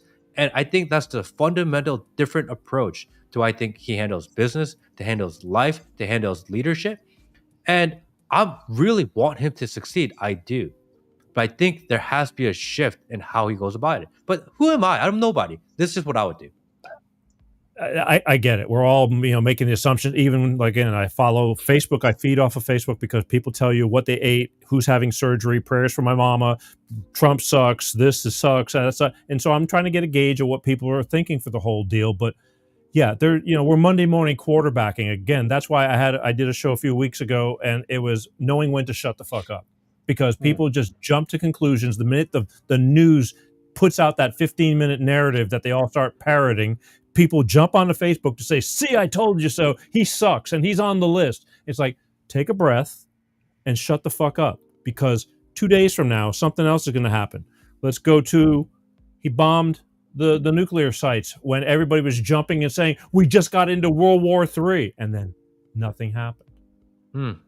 What's your take with, I mean, do you think he made that was a ballsy ass move, and I don't think he did it with Israel's in best intent. As far as I've seen, every single person within the U.S. intelligence agency that has any knowledge of this said there was actually no enriched uranium there. The only person that has said there's enriched uranium there is Netanyahu. Okay, so then who are we believing? Are we believing the world leader of the same person that told us that the Arabs took down 9/11? Oh, that's the person that we're going to believe? Or do we believe our own intelligence community? And if we don't believe our own intelligence community and we're going to defer to the leader of the same person that said 9/11 was done by them, then what do we have our intelligence community for? And by the way, didn't Trump say he's going to come in and dismantle the FBI? What happened to that? I define dismantle. I mean, he got rid of a lot of people, but still, I'm not seeing much. I think there's still a ways to go. Again, those files that were from Epstein were in New York at an FBI location that have been there for 5 years with the worst of the FBI covering up the whole damn thing. It's like, again, there's so many things that need flushing. I kind of understand, but it's like, shit, man. And I know the man don't sleep very much. I'll give him credit for that. If your goal is to clean up first. You don't do all these other things, start all these programs, start all these initiatives, still like you're doing all this great for the country, but you don't clean up first. You actually don't want to clean up. Are you cleaning up or are you building? You can't build until you clean up. So which one is it? You have to decide. So he's clearly not decided to clean up and he's decided to build. We all know that he's building new programs, new things. He wants to build a Golden Dome. He wants to build the new Gaza Strip, hotels, communities, and condos. He wants to build all these programs. Like he wants to build out AI. He wants to build out cryptocurrency. He wants to build all these data centers. Great. That just means that you have no intent on going back and cleaning up because you can't rebuild until you break down and clean up first. So it's logically not possible to do both at the same time. So which one is it? He'd rather hit the home run than do the hard work, which is you got to clean your room before you put new furniture. And that's just all I'm saying. I want him to do the things that he's doing, but I don't think it's actually possible to be done until you clean house first. If he started and spent the first 90 days of cleaning house and, people were being removed and they were doing the things that they said they were going to do, like all these things Doge promised, which I knew they wouldn't do, but even if they did them, and he said, we're going to do all these new things now. We're like, okay, that makes sense. Quick little break. My giant Jew nose is actually Greek. Also, Trump is awesome. Trump, trust the government. Peter G. Oh, man. There we go. If you want attention, Pete Quicksilver, you're getting it. How's that? You definitely, I guess we're going to be besties. Besties.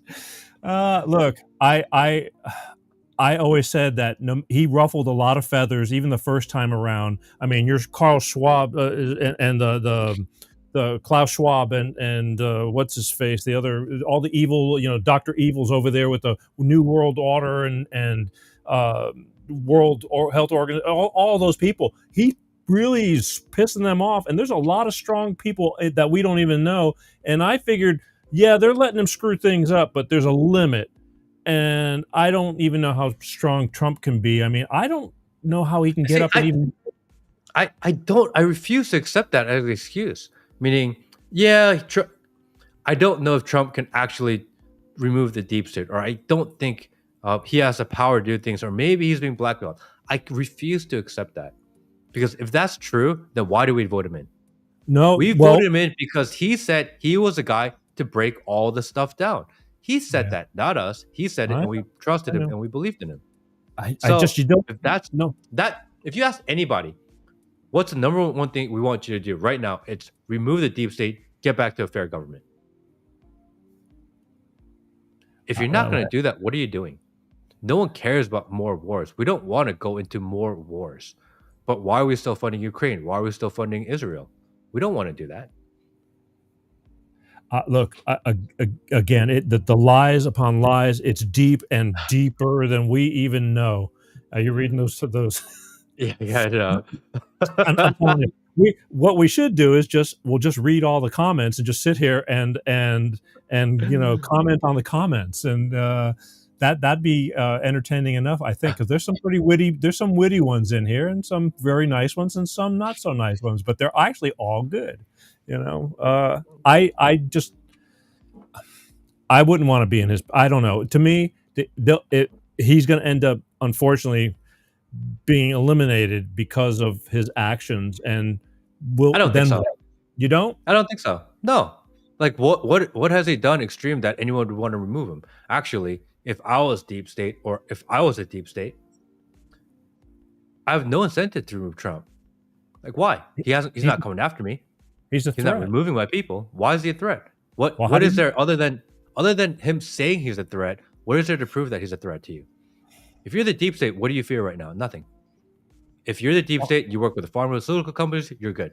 If you're a deep state and you're working with the technology companies, you're good. If you're a deep state and you launder your money through cryptocurrency, you're good. What are they fearing? Deep state fears nothing right now. They've never been happier in their lives. I thought he'd give more of a run for their money than anybody else. I mean, I thought so too.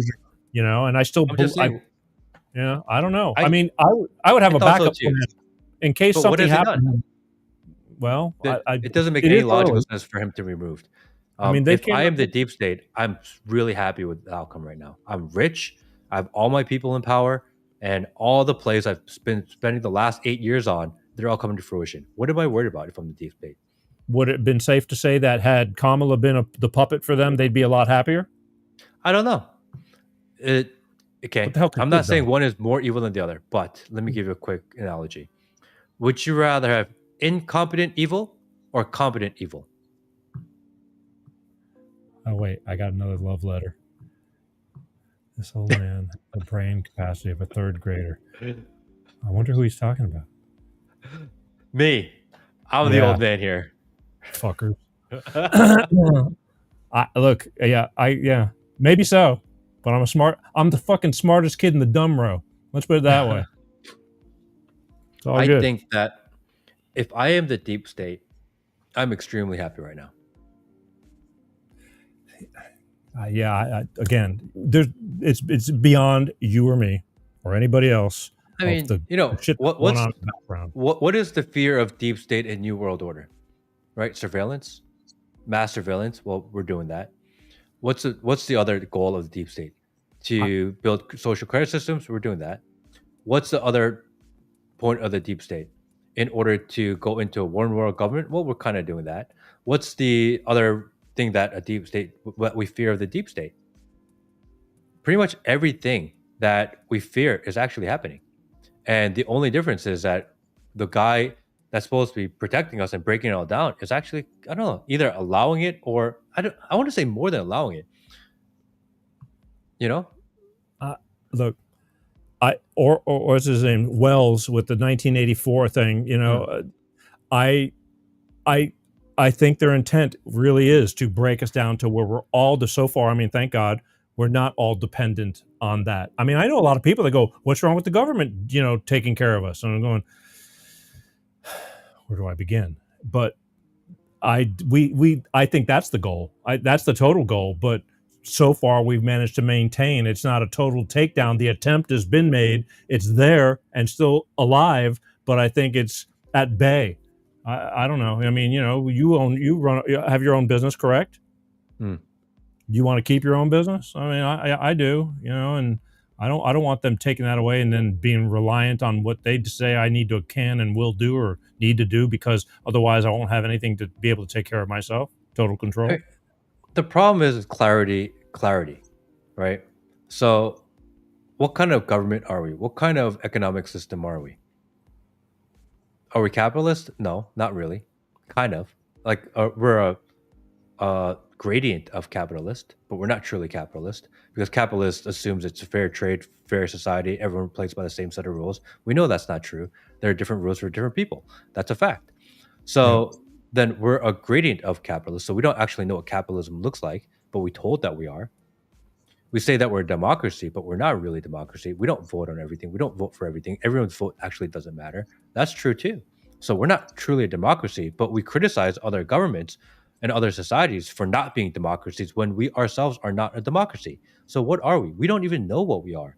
So how do you solve that when you can't even define what we are? I think there's a problem.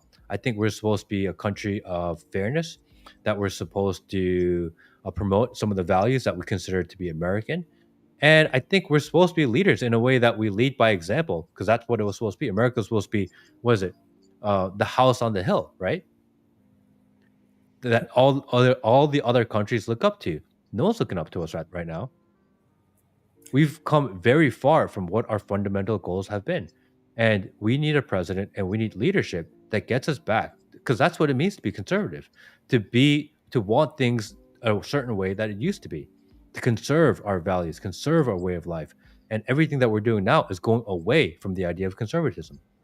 That's a big, tall order, because everybody thought that this guy was going to not give a shit because he's lived his life. He's got more money than anybody could ever need, and he was going to straighten stuff out. It's like, where do we go from here? With who? I mean, with who? How? You know, obviously it's not me, because Clown Alphabet, or whatever the hell his name is, Transgesture, you know, his Judar smells my BS. It's like, that's not BS. It's like, you know, what do you believe in? I don't know what to tell you. It's like, we're just out here talking. You're more than welcome to talk. Come on in. The water's warm. All right, but it, you know, it's like, who's going to take that step? It's like, yeah, we can talk about it. And people are like, well, why don't you do something about it? It's like, well, I'm trying to like spread the word, and somebody said Peter should have a comedy show or this and that. Yeah, because I don't do politics every day. I try to do it maybe once a month out of the 4 or 5 shows a month that we do every week. But it's serious stuff going on, because it concerns your family, my family, and everybody. And I care about everybody. I just do. But what do you do? I mean, you can't do it by yourself. No, I think I think everyone contributes in their own way. If you're a talking head on the internet, like, hold people accountable. Don't give people passes because you like someone. I liked Trump. I did. I think a lot of people know that. But he's the president. He's not the guy I'm trying to vote for. He's not the guy I'm hoping that wins. He's the actual president. The role is different. The level of accountability has to be equal to the level of responsibility that he has. And he is a president of the United States. There are a lot of people looking up to him. If he's not performing, we can't just be like, oh, Trump's the best, Trump's the best, Trump's the best. It doesn't help anyone to do that. We talk, and okay, the people on the right, conservatives, they were so mad for years about giving people on the left giving out and promoting participation trophies. Oh yeah, he didn't do is when little Johnny didn't do great in the game today, but we're gonna give him a participation trophy. And we said, and the people on the right said, this is a huge problem that we're just giving participation trophies and not expecting excellence and performance. And then now Trump comes around and he's not giving excellence or performance. They're like, oh, but like, he's trying really hard. Like, what the fuck just happened here? We're doing the same thing that we just argued against for the last 4, 5, 6 years, which is we give people a pass because they're on our side. But that's what we criticize the Democrats for giving their own side a pass for being incompetent. We can't do that. That doesn't work as a system. We have to demand excellence, especially from the highest levels of government. They have no excuse to be anything but excellent. And if we let them be mediocre, we're going to be a mediocre country and we're going to lose. We must require excellence from them at all times. And I don't care what excuse they have. No excuse is good enough. Excellence. And if we set the standard of the President of the United States as excellence and perfection, even when he fails, we'll improve. But if we put our standard as, well, we like him, we're never going to get better. No, it's more than, you got to be more than we like him. But they came out the gate fast and hard, and I'm going, how long can you keep that momentum? He's going to wear them out, because all the people that are working under him, because I know he doesn't take a whole lot of excuses if you fail. He's tough, probably really tough to work for, because I had a boss like him. They were exactly alike. But at the end of the day, it was just business.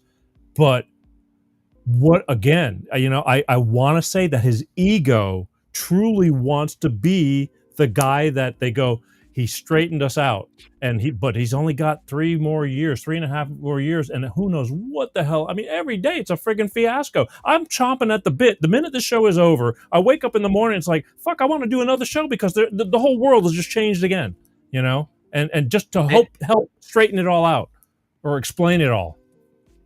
24 hours, the war in Ukraine will be over. I know. I didn't say that. I didn't say that. I didn't ask you to say that. I didn't demand that. You said that. 24 hours, it will be so over. It'll be so quick. Everyone's be so happy. I didn't say that. Yep. Then what happened? We're still funding Ukraine, number one. Number two, we're sending more weapons to Ukraine, number two. And number three, no one's ever said, do you know what? It's going to take longer than 24 hours. Sorry, guys. None of those things. No accountability, no plan, and no future opportunity or ability to change. What are we doing here? 24 hours.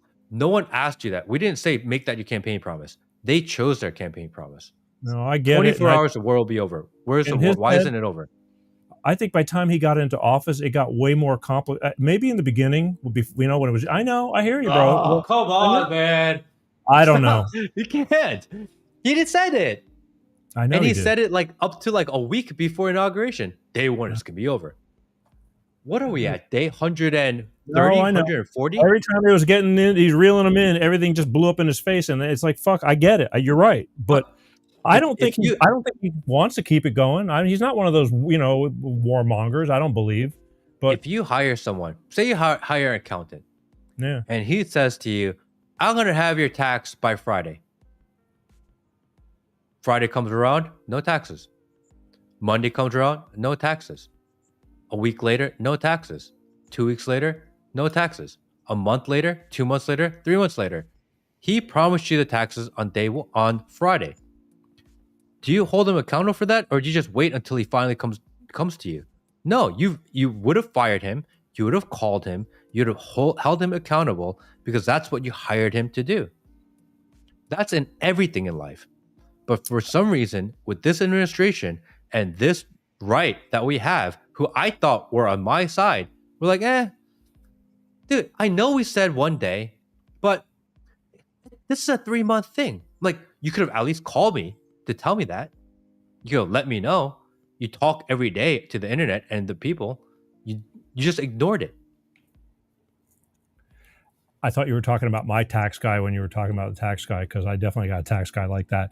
No, I'm not taking the red pill. I just don't think he really wants the war to go on either. But when you got two other leaders, I don't know if you can compare the tax guy, because you got two other world leaders that are going, fuck you, it's our country and we're not backing down. And the other one's going, fuck them. If you cut off Ukraine with money, then you're getting blamed for not supporting them and they're getting annihilated. And if you keep on, what? Well, then what do? Let them burn each other up. Who cares? I think he thinks that way too, but no, he doesn't, because if he did, then that's what would have happened. The Dems are going to, like, Trump's killing, the Ukraine. He's not even running for another election. Why does he care? This is what he promises. This is what we wanted. This is what America wanted. To U.S. get out of these wars and let them figure their shit out. Then what should we do when he gets elected? Get out of the wars and let them figure their shit out. Because that's what we were promised and that's what we want. And will it lead to death and destruction? I don't know. Maybe they'll figure it out. Actually, we don't know what's going to happen because we haven't tried it. The only solution we ever tried is give them more money and weapons. Yeah. What happens when we actually pull out? Do they have the balls to actually go to a real war with each other? We don't know that. Maybe the whole thing's a bluff and we're just the guy playing for the whole entire thing. We don't actually know because we've never tried it. So when Trump said, we're going to pull out all the troops, we're going to cut off everyone's funding, and I'm going to end the war day one, where we're going to pull out. Yes, let's see what happens. I'm curious to know. And if all else fails and it becomes an all-out war after 1 or 2 months because we pulled all the funding, we said the war was going to end, and everyone reneged on their deal, we can go back in there. But why don't we try what we promised? Who believes us? How many times has Trump said, if Israel and Palestine don't come to a treaty or a ceasefire, we are going to scorch hell on everyone? He said that like 3 times. It never happened. Who takes his bluff seriously anymore? We elected him because we thought that when he says he could do something, that the other world leaders were scared of him. That's what we thought. Well, Monica, I got news for you. Nobody calls me up from the White House giving me the inside scoop. So I do listen to a lot of media. I listen to all kinds of media. Man, I'm telling you, it's like, which is cool, but, you're more than what I should have put the phone lines on. I should have opened up the phones tonight, but but I haven't talked to you in so Sorry, long. I'm like overly excited today. I don't know why. I'm just like, oh, dude, this is good. Again, I'm like frustrated because I think a lot of America is frustrated. I am too, and I like the back and forth banter. I mean, I can't. If I was just, I'm not. I didn't come up. Actually, I wanted to talk to you about. I was going to try, but to talk about everything but this stuff with you. But it really needs to be said. Well, here we are. It just is what it is. We live in it every day, and it's not going away. And so, but again, it's like everybody's Monday morning quarterbacking. Like, you believe what you believe. We're probably all believing basically the same stuff, but I don't get to hear your explanation right now because you're not on my show. Not you, but Monica. I mean, because that's the problem. People call names. It's like, explain it to me. I'll turn the phones on, call in, but they don't. They don't. I have zero care what the media says. I have zero care what the politicians say. I don't care what the experts say. I don't care what anyone says. Because at this point, it's just common sense. I think that's the only thing that matters to me now. If you said you're going to pull out of the wars, why didn't we pull out? If you said there's going to be mass deportations, you'll remove all the criminals, why didn't that happen? If you said that the economy is going to get better immediately, how come that hasn't happened? There's a huge problem with the economy. There's more houses than ever, and people aren't buying them. Why? Because people are broke. People aren't richer. They're more poor. This is a problem. These are the things that people cared about. Yeah. Monica, I know who owns the mainstream media. I do. Okay? I get it. I do. I get it. But Modernization Act, If she had watched enough of my shows, me telling everybody to not believe anything you see on TV, if I could count how many times I've said that. But unfortunately, like I said, you're a newbie to me, and you love Matt and hate me. So, but that's okay. Eventually you'll learn to love me. Just stick around. You'll learn more about me other than this, our little back and forth that, I suck and he's great. And that's fine. I'm good. It's because Matt, you understand Matt. You don't understand me, and I'm not really understandable. They gave up in psychiatric stuff when I had to go, but it's all good. Where are we? All right, but I get it with the media. I tell everybody, and I tell everybody not to listen to me either. Do your own homework. But that's why I use all the video clips when I'm talking about this stuff, because I show the past and I show the here and now of the same people who are talking two different things, but one was good and now it's bad. So it's like, I'm not the liar. I'm just pointing it out. You do the work, but nobody ever does. They just move on and, headline readers. I think we talked about that a year ago too. It's just take what you say and go. It's all good. Rock and roll. But I just love this. I swear to God, we could just spend time just reading every single, because there's some good comments here. And even the jabs. I mean, I like that. It's like, it's good stuff. But do you guys agree with Joe Rogan and Alex Jones? Yes and I don't no. know what they said. I think it must be specific to something they said recently. I'm not sure what it is. Oh, really? Well, I mean, I don't know. Alex Jones I thought was kind of crazy at times, and Rogan, I mean, he does his homework and things like that too. But again, we're all not going to be exactly alike. It's like whatever. I liked Alex Jones when he was crazier.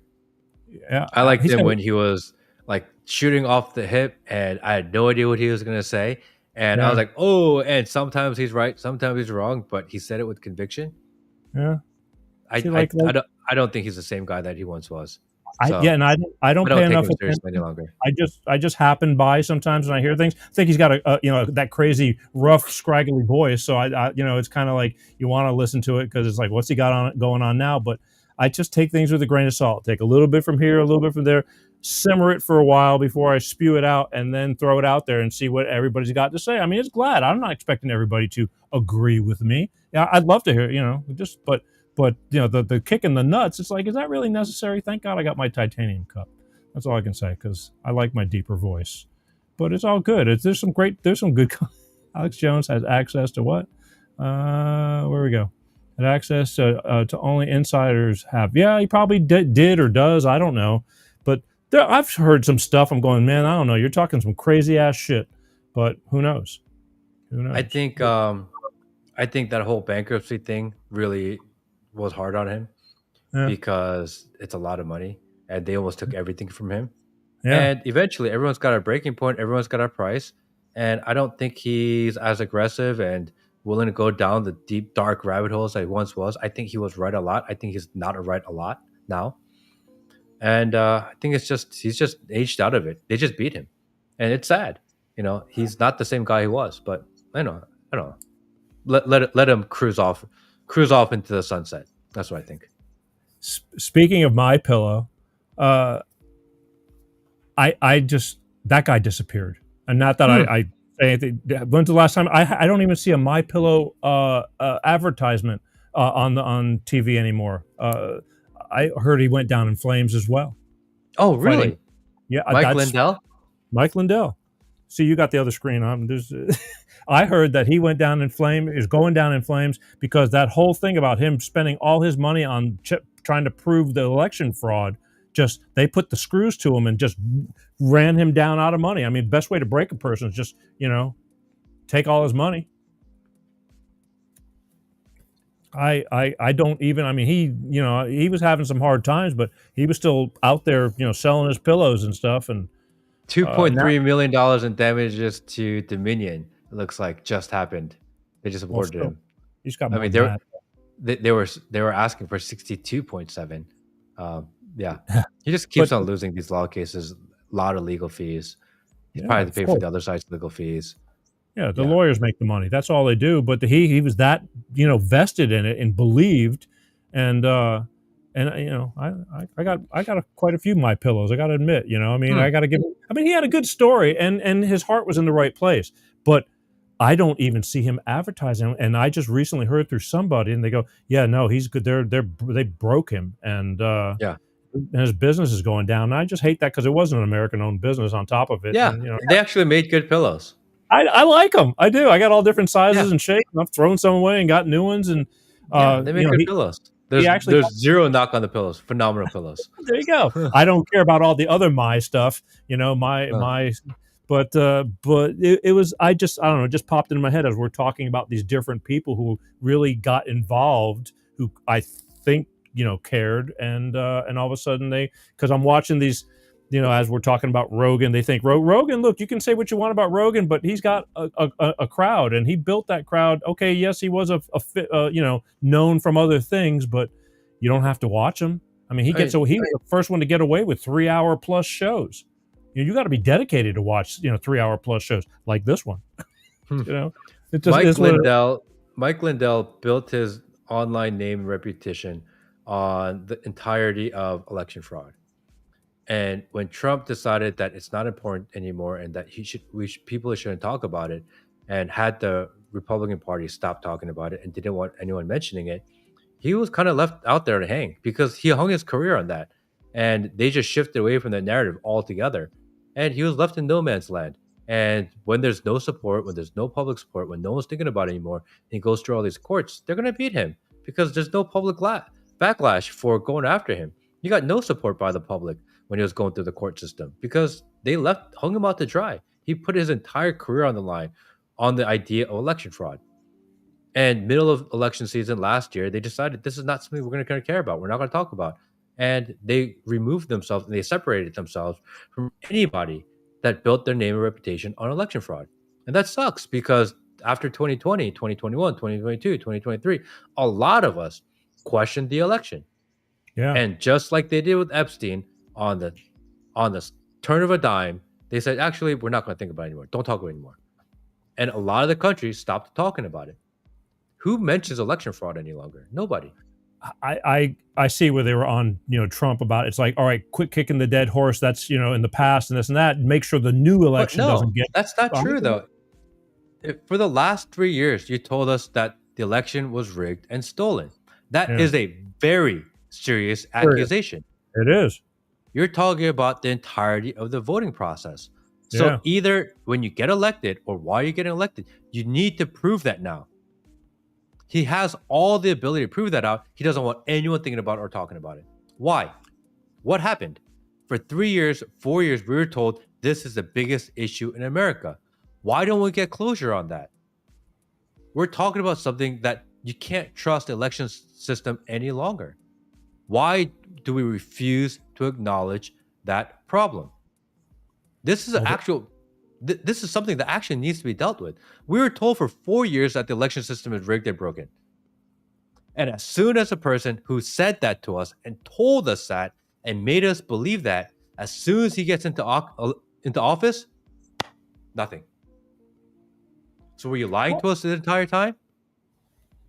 Well, they're still working on. They're working still. Nobody's working on it. No, not. But on you making sure you have ID, you can't just show up and or get ballot. Well, it's better than nothing. I mean, it is a valid point. Was 2020 stolen or not? Okay. You told us for 4 years that it was stolen. You said you had the proof. You said you had the data. You said you had the binders. All these people in queue said, no, like actually Space Force has it. We were told that for 4 years. You're in office now. You have the House. You have the Senate. You have the DOJ. You have the FBI. Figure it out. Is it true or not? And nobody wants to talk about it. Yeah. Then did it really happen? I don't know. Don't we deserve an answer? The reason I truly believe that it did, and he thought it did at the time, was he came on early with his succession speech until the next morning when all of a sudden everything just changed. I mean, and it was I was 100% on that side. Yeah, it was stolen. Yeah. But now that they've the opportunity to prove that it was stolen, nothing. Yeah. So that wasn't. That goes with a lot of these things that we're talking about tonight. I mean, this is just so many things that, like, you are in charge now. You have access to everything. What the fuck? And was 2020 stolen or not? He made that claim for 4 years. Yeah. I think it's very fair for us to ask that over and over and over again, because a lot of people literally decided who they're going to vote for in 2024 because of the premise that they believe 2020 was stolen. We cannot let people just lie to us anymore. I'm so sick of that. It's the everyday thing. That's the problem. It's like lying is just the Smith-Mundak. I'm just baffled. We know it's bad, but yet he's not doing anything to stop the press from just being able to legally just lie. I don't get it.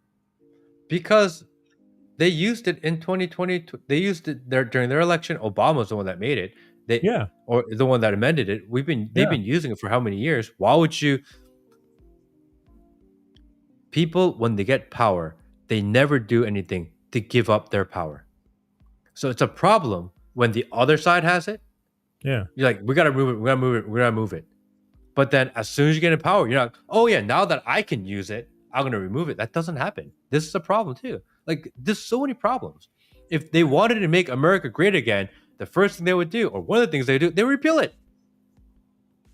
Why don't they repeal it? You would think. And again, it's probably a lot more complicated. If you actually cared about the people, you would do it. It's not that complicated. Well, I don't know, because I talked to Tim Kramer. He's a guy who takes no shit. I don't know if you've heard of him or seen any of his clips, but he pretty much says what he feels. And I talked to him briefly on that, and I can't remember his version of what he thinks the explanation was, but it was a lot better than what I'm telling you. I don't remember. But it's deep, and this is what is so disappointing, so to speak. One more thing on Lindell. Did you know he has a TV channel? Lindell TV. Yeah. Oh, I don't know. That was totally a guess. Really? Yeah, I mean, you said Lindell, so I said Lindell TV. Only because I've interviewed some other people who are semi-political, and they go, "You're not on Lindell TV," and I go, "No," and I was shocked. I think that it's still going, but because the guy had his heart into the whole thing. I think he was really wanting to do better, or wanting better from the country, and took his hard-earned money and his success and tried to do it the best way he could. But you're right, he did kind of get left in the dust, and you don't even see him hanging around anymore. I mean, he's not in the company, and it's like, who did he piss off? Mike Lindell is gone. Rudy Giuliani is gone. Right? Yeah, I liked what he did for New York, but he did have some sketchy shit in the backgrounds. I mean, everyone that was really big on the 2020 election fraud side, they're all gone. Yeah. They've all disappeared. They just intentionally buried them. So the only logical conclusion it comes down to is that it's intentional. They don't want people talking about it. They don't want them being vocal about it anymore. They're gone. I guess it's just fascinating. Again, from friend to foe, like that, and this whole thing with the whole Elon and them. They're buddies. They're not buddies, and you're going, what the fuck is going on here? I mean, I can understand to be some misunderstandings, and Trump is the kind of guy like he can deal with that, but and use it's just business. But I don't know, man. That to go in so deep with somebody and then come out and then all of a sudden like, okay, we're done and that's over with and move on. But I mean, that was another bad decision. Like Trump teaming up with Elon was a bad decision. I knew that the moment that they were doing it. I've talked about it and I got crushed online for saying that's a bad decision, that this is not going to end well, that is not going to be better for anybody. If anything, you're empowering a guy that's been proven to not like Trump. Why would you team up with him? That this is not going to end well.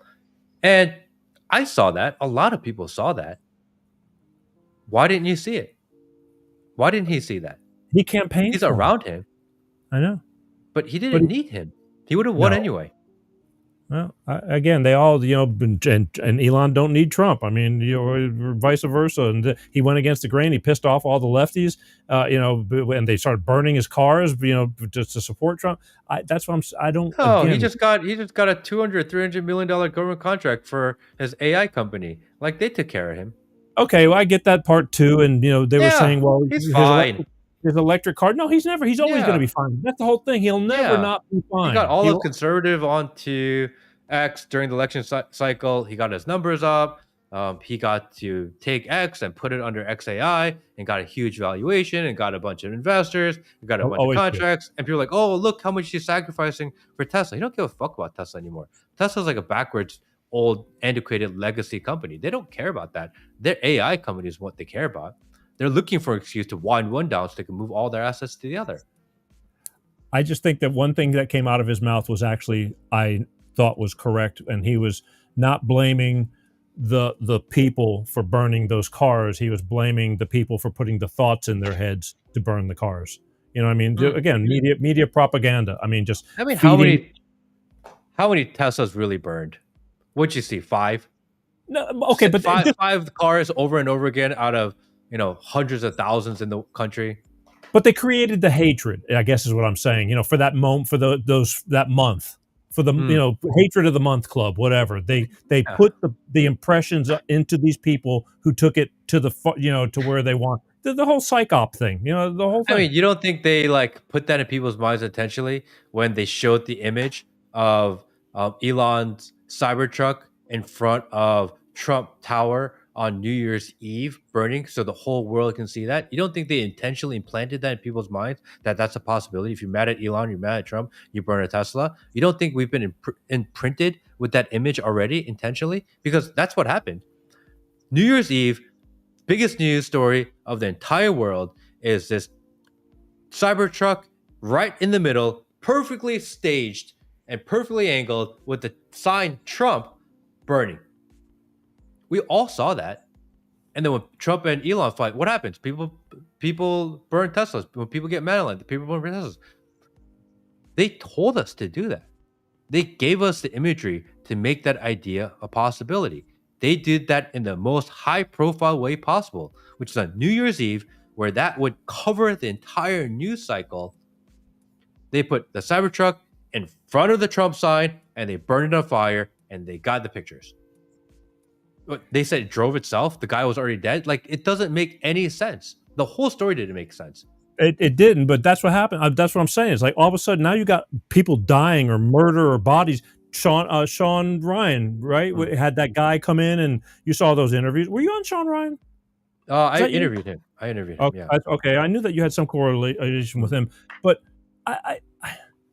I again, this is what I'm talking about. It's complicated. But when you got bodies and people dying, never really whatever came of that. Nothing. I mean, earlier in that day, they said that there was this Islamic jihadist extremist that rolled through this crowd in New Orleans, and that they had a jihadist flag in his trunk, and then so they read two psyops that day. They wanted you to think that people are coming in and that you have to be worried about terrorists because they want to do all this other stuff that they're doing, and then they put up the Trump Elon Cybertruck imagery. They if I were the deep state, I'd be feeling really good right now. They're good at what they do. There's no doubt about that. I mean, I learned a lot in these past few years about that kind of, bag of dirty tricks. But you ever heard of Sean Webb? He's kind of like a brain guy. Sean Webb talks about mind control and all that kind of stuff. Never heard of him. I'm trying to get him on the show, but I guess he wants to be on like Joe Rogan and so the Peter G show is like, no, not big enough. But he underestimates me. But this is just a thing about denial. And I just thought about it. I go, just check it out. It's 1 minute, and because this guy comes up with some pretty good stuff at times, but check it out and tell me what you think. 41% of you, 4 out of 10. 4 out of 10 of your friends, 4 out of 10 of your coworkers, 4 out of 10 of anyone you pass on the street. 4 out of 10 of the people using this app select willful ignorance over believing evidence that could challenge one of their pre-existing beliefs. So what does that mean? That means 4 out of every 10 people that you know can be exposed to facts and information that they simply choose to ignore. Subconsciously or consciously, it doesn't matter. They can choose to ignore it, or their subconscious mind can choose to ignore it. At some point, we've all known that girl who their partner is cheating on them, but she simply refuses to see it. And you know people who don't have your politics, who, for the life of you, with what you know, you can't figure out how they can feel the different way. Maybe if you just add this one little extra bit of information, they'll change their mind. No, they won't, because everything's going through one ear and out the other with those folks. And I don't even want to start the conversation about the 41% of people who simply cannot accept that UFOs are real and aliens exist. Don't waste your time trying to convince them, because they could literally have a landing in their backyard, shake hands with an alien creature, and next week they'll deny the whole thing. So what's that mean to you? That means 41% of the people that you argue with on a regular basis, strangers or not, are not going to listen to you. Your thoughts? I think that number is high. I mean, I think that number is low. I think most people don't listen to anybody these days. Yeah. I mean, there's so much content. It's really hard to compete for people's attention. Attention is, attention is king. Attention is what runs the world right now. And to think that one person's idea on the random part of the street, it's like, oh yeah, 41% of people aren't going to remember that. Yeah, it's going to be way higher than that. I mean, the belief factor. Yeah, the people who truly believe. Again, I try. You put it right under their face, and you go, "It's right here," and they go, "Yeah, but still." I get the "yeah, but still" a lot from people because they just hate. Like they hate the orange man, no matter what you say. Say he just cured cancer. Yeah, but still. I'm not saying you got to like Trump. Yeah. Just use him as an example. I mean, they did that. They broke down trust in all establishments, all institution. And that's in our legal system. That is in our health system. That is in our education system. That's for the politicians. That's for the teachers. That's for the lawyers. That's for the political commentators that we watch, our podcasters that we watch, the influencers that we watch. We don't trust anyone anymore. Neither do I. So when you say, oh, yeah, I don't believe in it. Of course you don't believe them. Why would you trust a person you barely know? Why would you trust someone that you kind of know? Why would you trust anyone that's other than your wife? And do you know what? Most people don't trust their wife anymore. So actually, people operate in a very low trust society. And this is a huge problem because society is best when we live in a high trust society. When you trust your friends, when you trust your neighbors, when you trust your doctors, when you trust your lawyers, when you trust everyone around you. And the problem is that for the last 6 years, since 2019, they have been lying to us at every single opportunity. And how can you blame someone for not believing or trusting? It's not their fault, actually. It's the system's fault. The system is systematically broken. And why is it that every time the biggest trust issues happen in the country is under Trump? I question everything, even my own doctors nowadays, because I know they're under pressure. They see you for 10 minutes. They got so many minutes to spend with you. They're not even doctors anymore. They're pharmacists. The pharmaceutical rep comes in and goes, hey, if they got this, and this, you give them this, and I question everything. I think maybe I drive my daughter nuts sometimes because I just don't trust either. But if there's something that's, that's in your face, that's kind of factual, I think what he's saying is like, you just shook hands with an alien and you go, yeah, but still. That's not an alien. Yeah. But this is a problem in society, is that you can't trust anybody. You can't. Because you're going to get screwed if you trust people. Yeah. The bigger problem is that if society wants to be a high-functioning society, we have to live in a society that has trust. meaning that you have to trust people. You have to trust people around you. But the people who make that first leap of faith to trust their communities are the ones that are going to get screwed. De-incentivizing the next person to do it. We need to fix something here. We need to go back to being a high trust society. You need to be able to walk out your door and not lock your front door. That needs to be the norm. You need to be able to go and leave your car door unlocked. That needs to be the norm. You need to be able to walk out in LA with your grandmother or your sibling or your daughter at 10 o'clock at night because that's where you live and that's your right to walk around that neighborhood. You need to be able to do that. And we can't. These are the problems that the leadership must fix. Not let's build a golden dome. Let's not start more wars. Let's not do this mass deportation and give the ICE all this money, but reality, not actually deport anybody. It's all political theater. Let's just solve real problems that we have in society. That's all I'm saying. I get it, but where do you start? I mean, you got to wipe everything clean before, like you said earlier. But how? Where? With who? There's a saying that I've been told many times because sometimes I get into large projects, I get into large businesses, and I get overwhelmed because there's so many things to do. And a friend of mine once said, "Eat the elephant one bite at a time." Right. I've heard a lot of people heard that many years ago. I get Eat it. the elephant one bite at a time. Yeah, well, it doesn't matter if you have so many things to do and you have so many problems to fix. You start by just solving one first. The problem with what's going on and what most presidents do is that there's so many problems to fix that they try to solve all of them at one time and never solve one. Solve one, then solve two, then solve three, then solve four. At least there's progress. We're in a day and age where we are just trying to solve all at the same time, and we don't actually solve anything. Solve one. I get it. Again, there's so much shit going on, and we're just scratching the surface. I want to talk about trust and all that, especially was the main reason why I called you up, really, to come on the show. You got involved with some people that created.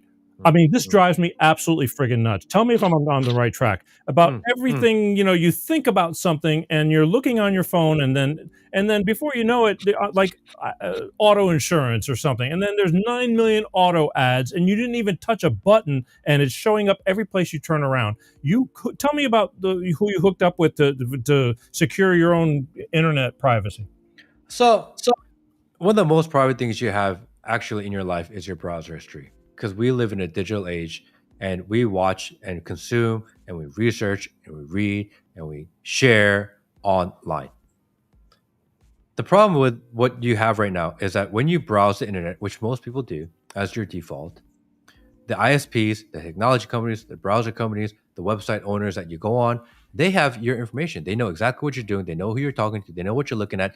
They have way more information about you, actually, so much so that they know what you like to eat. They know they know where you like to shop. They know what business you do. They know what business you're about to get into.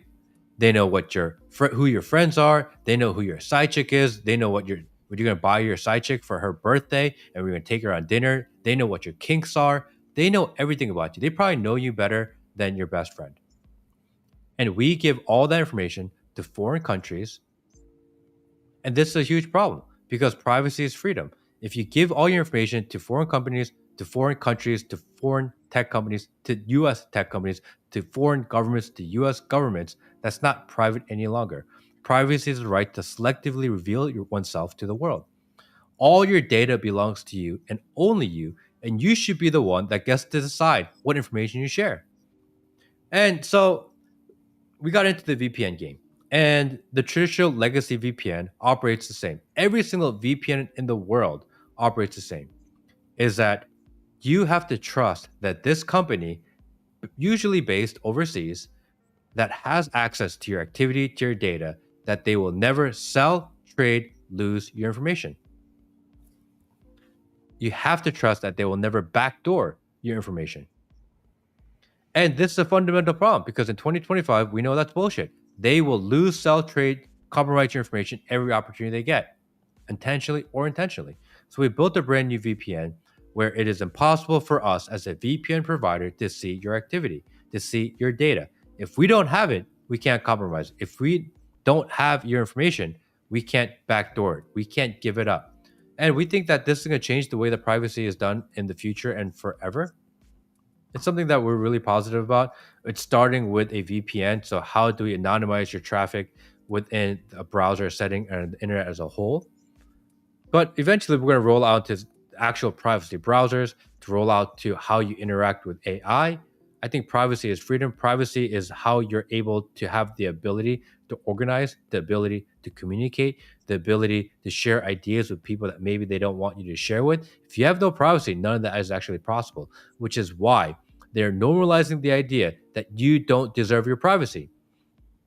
They are normalizing the idea that you don't deserve your privacy. How many times do you talk about privacy in your data online and someone, you or your friend group, they say, who cares? They have it all anyway. True. That's exactly what they want you to think. Because you don't care anymore. They want you to think that you shouldn't care about your privacy because we have it anyway. In the meantime, they're taking it. You have to stand strong in the idea that privacy is important. Because if they have your privacy, they take away your ability to organize. That's actually really important. Let me break it down for just everybody a little bit. You keep saying VPN. For those who are just watching and they just use computers, casually and phones, what the hell is a VPN? So a VPN stands for virtual private network. And if you really think about it, they've been telling you it's bullshit the entire time because they said it's a virtual private network. Virtual means not real. Their privacy was not real. They've been telling us. It's been plain sight. So a VPN is a virtual private network. What it does is it gives you the ability to hide and mask your IP and change it to a different location so that the data companies don't know specifically who you are and where you are because a lot of the information about you is tied to your IP. The problem with that is that you're giving all that information of who you are to foreign entities. And that's why we built the product. We believe that no one should know, that we shouldn't know. We don't want to know. I do not want to know what you are doing. Because if I don't know what you're doing, I can't compromise you. Like some of these guys on here that are talking about they're whacking off to Pornhub or something. It's like, I'm going, too much information. 22 states in the United States has made a law where if you want to watch adult content online, you have to give them your ID and age verify. That's crazy, by the way. I don't agree. I'm not an adult content consumer. I'm not telling you to watch more adult content. I think it's bad for your mind. But it's your freedom to do what you want. I just think you shouldn't do it. Yeah. I have a freedom absolute. I think you should have the ability to do anything. Just you shouldn't do it because it's bad for you. The government should not intervene with our private lives. Yeah. 22 states you have to show an ID for. How many people in the chat goon on a regular basis? They're like, dude, I don't want to give my ID up. Yeah, of course. Who wants to give your ID to a porn site? That's crazy. I think they're doing Don't do that, by the way. Their excuse, I think, is more. I think their excuse is more about being underage or something like that. That's at least what I think, because I've seen that people on the news about how they're trying to crack down on it. If it's cracking that, I don't know how that cracks down on it, but whatever. But I think it's about underage. How about parents do their job and make sure that they know what their kids are watching? How about we take accountability for our own families and our own progeny instead? How about we stop letting the government tell us how do we live our lives, how to raise our children, what we can and cannot do as grown adults, and we take the responsibility of raising our children. I don't understand why that's such a difficult concept. Why do we applaud the government when they intervene in our lives more? Some people are just plain old lazy and think that it's an easy way out, but I don't think they really understand the repercussions in the long run. That's the problem. They make it sound like, well, the old adage, again, I heard it yesterday or today, it's like, we're the government, we're here to help. Okay. Someone says, we need ID for alcohol. Why would it need it for porn? No, you show your ID for alcohol. You don't give them your ID into a database for porn. For alcohol. It's not the same thing. And they're porn companies. They're mostly non-US based companies. Do you really think that's a good idea that the United States government or the state governments mandate that you give your ID to international porn companies? What world is that a good idea, by the way? Wait, I thought you're registering with the state that you're in. No, you have to give proof to the porn site company that you're overage because they're making the porn site companies require it to be compliant. Oh, that's dumb. Yeah, that is kind of, it's like, we promise. Don't do that, by the way. Do not give a copy of your driver's license to a foreign company, please. That's a horrible idea. So let's go back to the VPN. So you're the obvious. Virtual. Say it one more time. Virtual privacy network. Okay, so how easy is this for? I mean, 'cause I can't. I'm telling you, I am so friggin' sick of just all the bullshit. I mean, and then you got like your Duck. Is it like a browser, DuckDuckGo, that claim? No, tell me how it works. No, you just you install the client.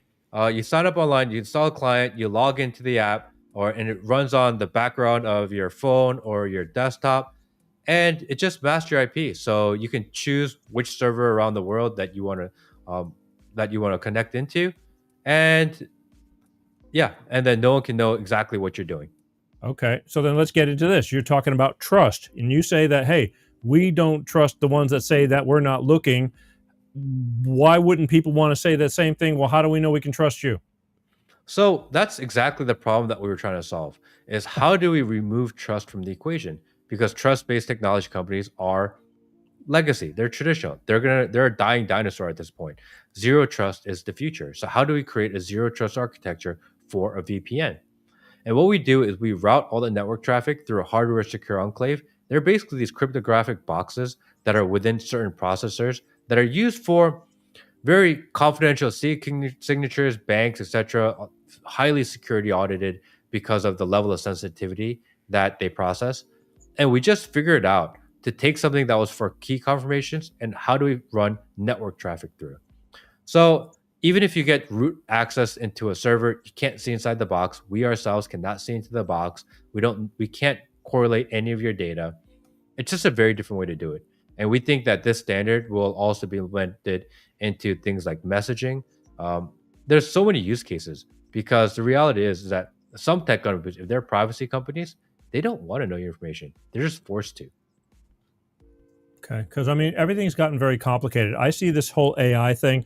I'm watching people post memes, and I'm going, that's not real, right? I mean, even I can tell on a quick glance. Sometimes if I can't even tell, I just shut the fuck up because I'm going, I can't tell if this is real or fake. I need to let it play out a little bit longer. But things are getting very complicated, and people are having a hard time decipher reality from, fake, and then you got something to help secure. I'm tired of all these ads. It helps slow all that down, correct?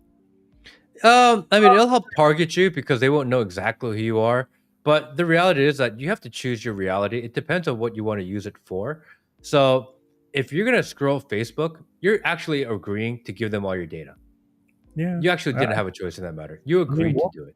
Everywhere, if you're really. using Instagram, if you're using Google and you sign into your Google account when you search Google, you've deliberately agreed to give them all your information.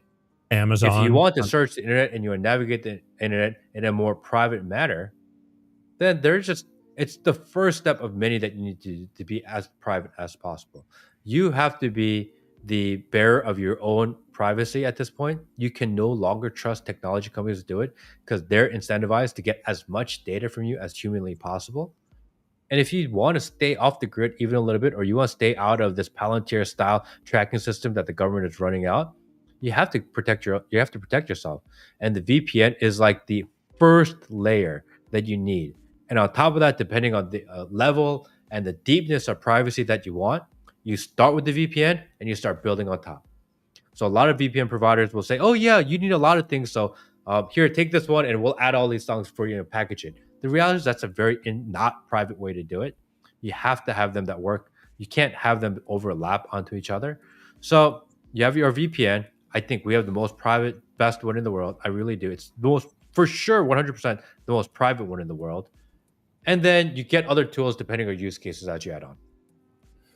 All right. Now, today, and I just screwed up today too, when I contacted you because I didn't hear we didn't get to talk yesterday. And so I wanted to have something to show how they can get a hold of. And then I screwed up and didn't.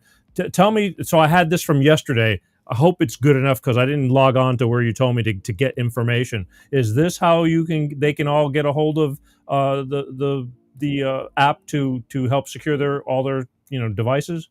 Yeah, you go to vp.net, you sign up for an account, and then you download it if you're on iOS, if you're on iPad, if you are on Mac OS, if you're on Linux, you're a Windows user.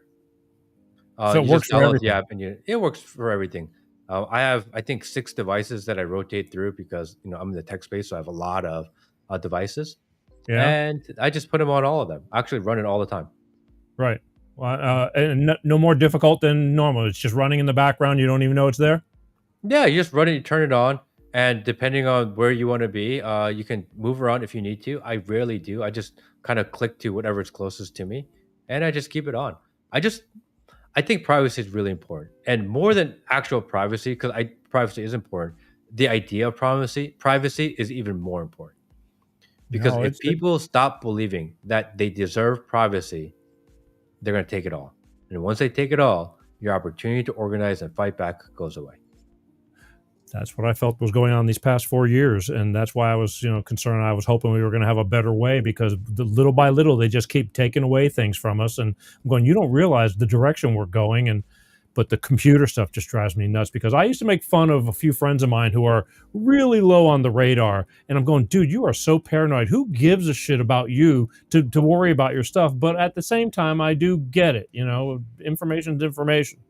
So you just have, at minimum, you have to signal to the world, you have to signal to the establishment, you have to signal to deep state politicians, whoever it is.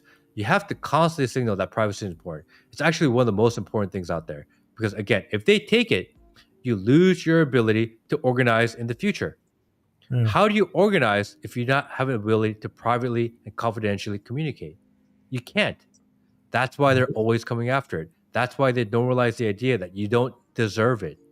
You have to retain it. And if you want to do anything for the future of humanity, you protect your privacy. Yeah. Scott says, as soon as I can flash this laptop and drill the special locations in the chipset, I will download. It's probably a smart move. Yeah, nice. Again, you can't do something if you don't know it's out there. And you guys just recently came out with this, right? Yeah, we've been working on it for about 5 months now. I'm working with some of the smartest and most accomplished people in the world in this space. I'm really fortunate that they happen to be good friends of mine, that they are supporters of what I do, and they are technologists at heart. They are privacy-focused people at heart. They're true liberty-seeking people at heart. And they said, Matt, like, we're really good at the technology side. We're really good at building this type of company. You're really good and you enjoy being out there talking to people, spreading the message. Let's partner up together and let's build this thing. And it's going to be, we intended on being one of the biggest privacy companies in the world, if not the biggest, because that's really what we care about. That's cool. I mean, again, it takes a team. You can, you got to have it all the way around. I've had some people that have some of the greatest products, but they just couldn't get it out there. They just didn't have I don't know, it just wasn't their forte. It's like, you need to have advertising to, how can you, great, it's a great product, but if nobody knows it's there, how are you going to do it? But it's easy enough, vp.net. It's like, okay, you don't have a whole lot to remember there. And all you got to remember is it's going to help you, save your privacy and your information and all that. So fair enough. I did want to talk. That was the whole reason why I called you to be on this show. Thank you. Thank you. No, it makes sense to me. But again, that was the whole reason why I called you. I go, look what he's gotten into now. Yeah. And cool. When we launched, I thought more people cared about privacy than they did. And then I just get so many messages from people saying they can get all my information anyway. They can track you anyway. The government can get everything they want on you anyway. And do you know what? That's not true. They're actually not as competent as you think they are. They just pretend like they're competent, but they're really like the emperor with no clothes. It's all bluff. Not all, but a lot of it. Do they have access to really technical technologies and high quality technologies? Yes, they do. Are they competent enough to use it to go after and surveil the entire United States? No, they don't. And be like, oh, of course they do. What has the government ever done that's been overly competent, actually? Can they deliver your mail well? No. Can they run an election well? No. Can they run press conferences well? Actually, they can't even do that. What can they actually do well? Can they go to the Mars? Can they go to the moon well? No, they fucked that up to pretend like they did, but they didn't go. There are so many things in life that we think that the government is good at, and they convince us that they're really good at. And one of those things is that we think that they have this ability to just surveil everyone all at one time, and they have all this information. And the reality is, if you make yourself difficult just enough, they actually probably can't get you. Because, again, Name one thing in life that the government has ever been really good at. Nothing. They just convince you that they're good at things, and then 10 years later, after the fact, and after you believe them, you realize, oh, actually, they're not good at that. They're inefficient, they're slow, and what technologist that can make money disappear really well? There you go. Bravo. They're magicians. That is the only thing that they're good at, is that they are good at making money disappear into their pockets. Yeah. It's not, don't buy the psyop that they're good at anything or everything, because they're not. There's no proof for that. Don't let them convince you of that, because they will beat that down into your brain over and over and over again. Comply because we can do it anyway. It's not true. No, if it was... Oops. Where the hell is it? Hang on. I got one more for you. They're pretty... Oh, damn. No, it keeps on moving on me. Sorry, I'm not trying to even do that one. They're pretty good at withdrawing from Afghanistan. That's hilarious. That too, but that wasn't. There we go. They're pretty good at spreading fear. I think they did that. They did the best I've ever seen. It almost fooled me for a few months back in the early 20s. They're good at playing games. Yeah, games. They're not good. They're not good at actually delivering. Yeah. Well, then again, last. If they were, they delivered the mail on time. That's a whole other thing. They've been going broke forever, and they're still in business. They've been doing it for how many years? They can't figure that out, but all of a sudden they're going to figure out technology? Come on, that makes no sense. Hence the term going postal. That was the first kind of rage, going postal. They don't use that word anymore, but that was the first one I was growing up as a kid. Bring that back. Going postal. I think it. I see. To me, it never left. But I'm old school, like what some of your friends said. I don't forget that shit because I am older. I mean, what am I going to do? So we're all going to get there, folks. But 25 and childish, but you still learn shit by getting your ass kicked through life, and you seem to take it with you. But again, VP.net, secure your all your personal information. I'm telling you, Google alone, if you do enough fishing around, you could find out things about pretty much whatever you want to find out: people, places, things, all that kind of stuff. So imagine, it's just too much information out there. Yeah, you just got to protect yourself, and you actually got to care. And the more you care, you start going down this rabbit hole of caring about things more. It's like anything else in life. Once you commit to pulling a thread, you're going to get to a place, and your conclusion is like, actually, privacy is really important. I think a lot of people have to get bit before they finally understand, like, damn, I wish I would have done that sooner. I mean, I'm kind of sometimes that way too. It was times in my life where I thought about it, tomorrow. And then you finally do it out of necessity because you just got your ass, handed to you for some reason or another, and go, damn, I wish I would have done it. So here's your opportunity, folks. Go check it out. Is there a website? Does it talk all about it and all that? Yeah, go to vp.net, click around, click some about us, or click some what is a VPN. There's a lot of resources and content on there that'll get you started on at least your privacy journey. There's something in there called the Cypherpunk Manifesto. Actually, there's two manifestos in life that I've read countless times. One manifesto is actually Ted Kaczynski's manifesto, the Unabomber Manifesto. If you've never read it, it's a must read. And the other one is the Cypherpunk Manifesto, because Ted Kaczynski's manifesto talks about the threat of technology and the threat of overly liberalism. And the Cypherpunk Manifesto talks about the threat of losing privacy. And I think both are really important. And they were both written about the same time. The Cypherpunk Manifesto that talks about the importance of privacy and technology and how technology can be used to finally protect privacy. That was written in 1993. So go check that out. It's on the website. Go to vp.net and look for the Cypherpunk Manifesto. I don't know. It's my technological guiding light. Gotcha. Well, again, it's on that website. Check it out. Don't wait until it's too late. I think they probably came up with a really great idea now. Especially, start putting your toe in the water. It takes one step. Even if you don't jump immediately, at least learn more. Because I had to learn. I mean, we all have had those points where you think about something, but it's just a thought. So I'm sticking it in everybody's face. Go for it. It's a good product that actually does something like protect your privacy. Speaking of which, I know I kept you up. I mean, you might be up anyway, but I know I kept you away from, your family and all that tonight. and I do appreciate it. I appreciate that we got to talk about a lot of different things all at once, and it made your audience think. It made them and give their opinions. And honestly, maybe someday, if I get you back on again, we'll do nothing but read. I'm telling you, the comments are great. Even they're the best. Yeah, they're the best. So, I mean, they're good or bad. I don't care. Like, they're awesome. I don't and care. If you've noticed, some of those comments, I've been here the entire time. Which is amazing. Oh, I don't even know how many. It's got to be. Some of the same people are just hanging out with us tonight, which is the best part. I love that feeling. It's a long show, and there has been, and a couple of them said, got to go, can't take this Peter G guy, which I get it. Again, it's just like dating, first time, but they're used to you. I truly believe that, a lot of them came on because of you, because they know and trust you. I know and trust you, and that's why I had you on the show.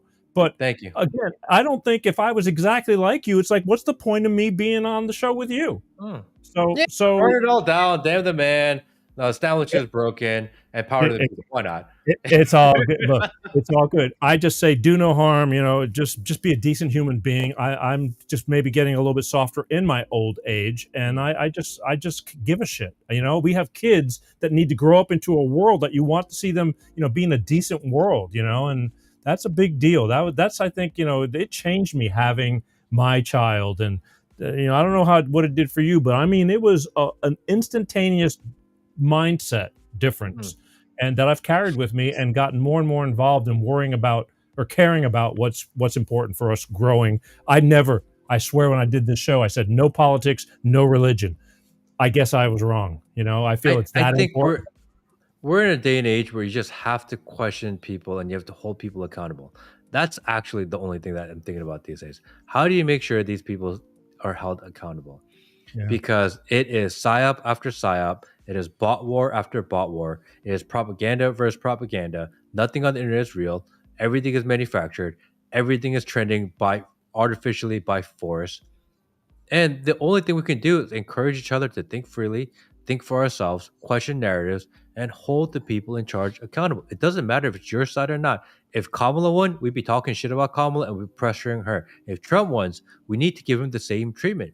We don't give him a pass because he did not solve the problems yet. I think that's fair. I think that he must be knowing, he must be feeling it, because there's a lot of people that are not happy right now that truly loved and supported him on just exactly what you said, because he said he was going to do something. And I mean, he holds everybody else accountable. He rips off heads. He's quick to fire. I mean, no doubt about it. I don't know. Pam Bondi is like apparently the best thing ever. So, what are you going to say about that? No, I'm talking about. I love Pam Bondi. Pam Bondi is the best. Up until this past week. I was, he'd take off heads. It's like, you're fired. You're fired. I don't know why anyone saw with Jeffrey Epstein. Jeffrey Epstein's a good guy. I really? Truly, this is a big disappointment. Sure. This is a big disappointment to a lot of people in the United States. Thank you, baby. BB's here, the greatest man ever alive. Like, okay, really? I think I'm hoping that there's an about. He starts. I'm just saying, man. We'll see. He said that. I didn't say that. I know. I get it, and there's alliances, and I get that too. But this time, he pissed off the people that voted him in. And this one's by far the worst so far. I know we're only 6 months into it, but this was to me, it was like not so big that it's really big. It's like there could be worse, but this is really big because why not? Since we were so positive on everything, so. But either way, we talked about it and a million other things and trust and all that. But I thank you. I love you for taking the time with me. And I hope we can do this again down the road at whatever factor and manner, maybe in person. When you were in LA back last year, you were so hard to get a hold of. I literally wrote, because you were doing a couple of different stops, a few different places. I invited you to stay at my house. I don't think you ever saw the email. Because I never got it. Yeah. I go, well, if you're in LA, I mean, I'm outside of LA, but for all I knew, you were. Yeah, well, there you go. So again, thank you. Thank your wife for letting me have you here for a little bit. I want to thank your audience for having me and my audience for having me. I thank them every day. I'm glad, thank God every day that somebody actually gives a shit. So, all right, again. Oh, Matt Kim podcast. You're still doing it, right? That's Thank where you, people sir. can find you? All right. Definitely Matt can Kim find me podcast. there. Right there. All right. I love you. Ladies and gentlemen, one last look at the Matt Kim from the Matt Kim podcast right there. Look, I'll give you a Hey, everybody. There you go. Good night. All right, brother. I'll see you later. There we go. Okay, bye. Bye. And oops. There I am. Holy moly. A lot of stuff. Hey, I want to tell you everybody real quick before you end up taking off because Matt's gone. Next week, right here, Tone Chasers. Steve Rosen, veteran rock journalist, going to be on this show. He spent the first 26 years with Edward Van Halen, on his journey, and we're going to talk to him about it. And let me tell you, I've read the book. I'm on the audio book now. This is a great book. If you're a music fan, or it's about the music, but it's about the personal stuff too. Like the heart-to-heart talks and the late nights, the stuff you don't see. And this is a great book. I got Stephen Rosen, who wrote this authorized biography on Edward Van Halen. He had the green light to write this book before anything bad was ever going to happen with Eddie, with his health. And he's going to be on the show next week, July 23rd, right here on Life of Peter G, The Peter G Show, the book Tone Chasers, the first 26-year journey with Edward Van Halen. And we're going to talk about it. So you're going to want to tune in, all right? Again, thank you, everybody, for doing this and hanging out. This is a real, we broke the record. I went last show with Matt a little over 2 hours, and now we're almost at the 3-hour mark. So, but it was worth every second. Even you guys, the nut kickers, I appreciate it. Again, you're here for a reason. So that's it. Where are we at? Be kind. Please subscribe, follow, and share. Sharing, as even Matt said, is really important. Saying, hey, it was a good show. You might want to check it out. A lot of great stuff to hear. Follow the guy. Go check out Matt. Matt's got great content, and he even has a co-host, and it's worth it. All right. My name is Peter G. I want to thank everybody for watching Life of Peter G, The Peter G Show, every Wednesday like clockwork, 6 p.m. Pacific, 8 p.m. Central, and 9 p.m. on the East Coast. All the shows are on demand after they're over with, and many shows get uploaded to Rumble after this, Rumble, BitChute, Odyssey, and then all the shorts on TikTok. TikTok murders me, too. They take down most of my stuff, and they mute it. They're a pain in the asses. But I still try to play their game. But please subscribe on my YouTube because they're killing me over there. And I do a lot of the shorts and highlights everywhere, and Instagram and all that kind of stuff. All right? That's it. I love you guys. I truly do, because I know it takes a lot of dedication to watch a long-form show. But here we are. All right? Be kind. You don't have to take a lot of shit from people. Life is hard, but you don't have to be an ass either. Think before you speak. Life is short. We all want to live and be happy. I do. And like I said, sometimes you just got to know when to shut the fuck up, and I'm going to do that right now. I love you. All right? That's it. Love you guys. Peace out. Peter G Show, Peter G Show, divorced dad, single dad, divorced dad, single dad, Peter G Show.